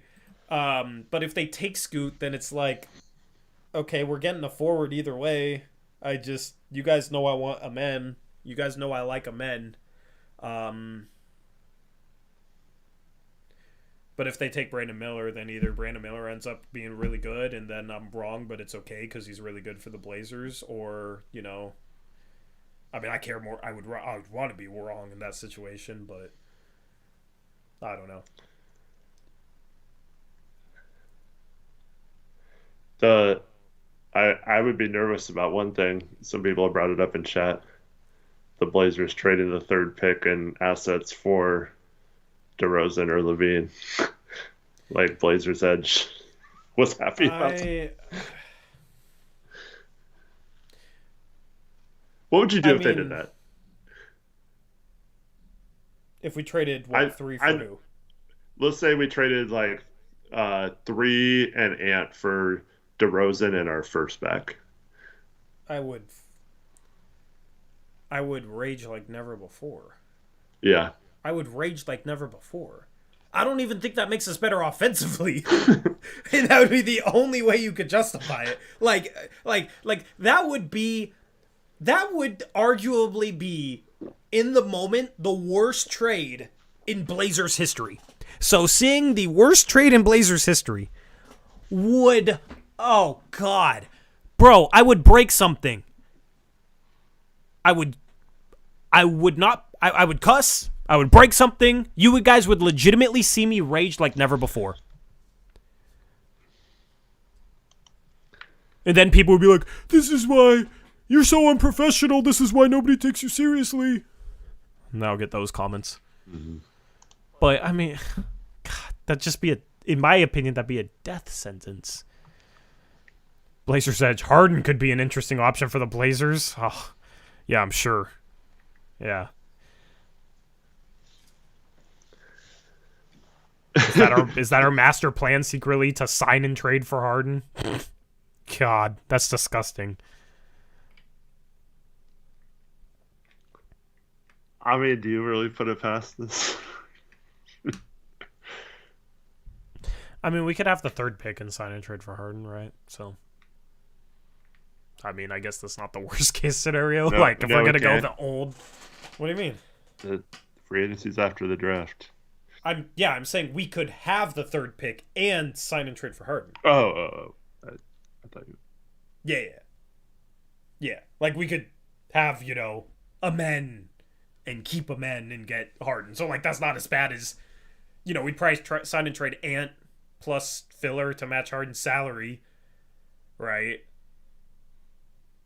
To Philadelphia. I mean, that's better than Ant plus 3 for DeRozan, because Harden's better than DeRozan, and we're keeping the third pick. So, like, that's kind of gross, but it's not the worst case scenario. It just doesn't really help with anything. Gordon says Tori has an amend session. Like obsession, but amend session. Funny, Gordon.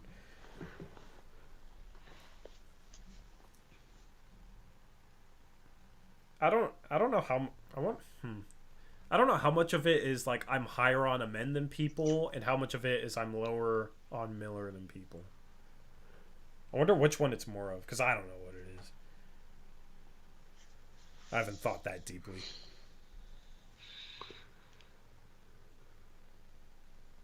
Probably a little of both. Mine never matters, says, do you guys understand the Bilal hype? Yeah, I mean, he's playing with Wemby, so he's got eyeballs on him. He's improved a lot this year, which bodes well for instead of being like a project like Rupert might be, it seems like he might be able to contribute sooner than people originally thought before the season started. He's improved his shot. He's improved his defense. He's improved his cutting and finishing. So, yeah, I understand the hype. I don't necessarily think that makes him better than a lot of prospects in the teens, but we're talking about Koulibaly. But yeah, I mean, I understand why some teams might fall in love with that.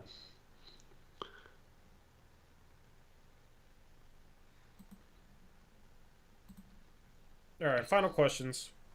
Get them in, or we're out of here. I said 3 minutes like 10 minutes ago, so. Yeah. So if we get a good one in the next 10 seconds, I'll read it off. But otherwise, we'll be live again next Thursday. It's only 2.5 weeks till the draft. That's crazy. I'm dropping the mailbag later tonight. And then tomorrow, I'm going to try and drop a Trade Talk Tuesday. I think that's the only video I plan on doing tomorrow. Then Wednesday, I think I'm going to try and do 2. I'm going to try and get caught up on some ideas. Because I'm a little bit behind. And then, what else? Stay tuned for community polls in the community tab for an upcoming episode of Blazers Pulse. I'll have those in the next day or two. Off-season preview edition. And truly, Spencer PDX had a $2 donation. Having a bad day, this show kept me occupied a bit. Sorry to hear you're having a bad day. Yes, thank you, Spencer. Appreciate you, bro. Sorry, I didn't see it, so thanks for reminding. And then shout out Rip City Retro, $2 dono says, if players wash their own jerseys, can Jody save money? Yeah, That's going to be the thing next year. That was the Charles Barkley thing that came out recently. That he, I guess, back in his day, players had to wash their own jersey or something, so he would just take a shower in it after the game, like in the locker room, and then just keep it in there. Like he was scrubbing his body. It's so gross. That's so strange. What? That's funny. Yeah, I mean, I don't know. Maybe it'd be better than their idea of not traveling the broadcast team. I mean, see, that's the thing is like we can sit here in regards to the conversation we had earlier. If you're just joining us, we talked a lot about Jody.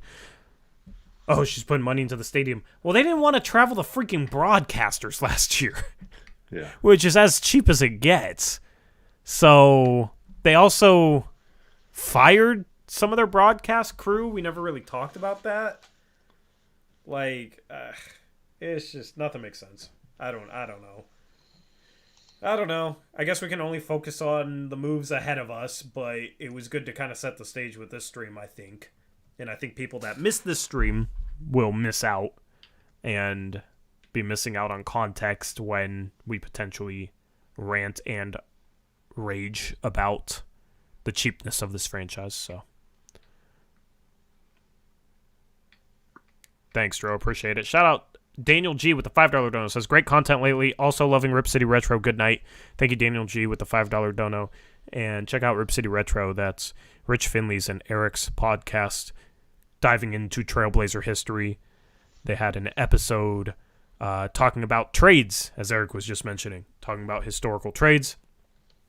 Obviously with an eye set upon potentially one of the biggest trades in franchise history that could come this offseason. We'll see. So definitely check them out. They do great work. Go subscribe to Rip City Retro. Anything else, Eric?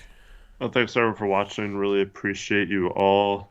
Hope you all have a good night. And yeah, probably have some more workouts since draft is 2.5 weeks away. So yeah, 2 weeks from Thursday night, we'll have our show 2 weeks before the draft on Thursday. Probably have some more draft rumors by then. Probably some more workouts this week for the Blazers, and might know a little bit more. But we're coming down to the stretch, and it's crazy. And in what 17 days, we'll know what's going on. Yeah, feels like it was 17 days till the draft lottery. Now it's like 17 days till the draft, which means it's gonna be here before you know it. Mm-hmm. I'm ready for it. I think. I don't know. We'll see how this thing goes. Leave a like on the stream. It helps us out. Thank you to BetOnline. Use promo code BELIEVE. BOEAV. 50% reward bonus at BetOnline if you want to get in on this finals action. And then shout out Manta Mask. Check out the link in the description box below. Use the promo code UPRISE for 10% off. Get yourself a sound mask or a cooling mask or any sort of mask. Go check them out. There's a bunch of cool options over there, and they're a great company. And they make for a great gift as well. So link in the description box below. Check that out. We'll be back again Thursday. Videos between now and then should have a decent amount of content for you guys. Hopefully you're enjoying it. So with that being said, we're out of here. Until next time, as always, peace out. Go Blazers.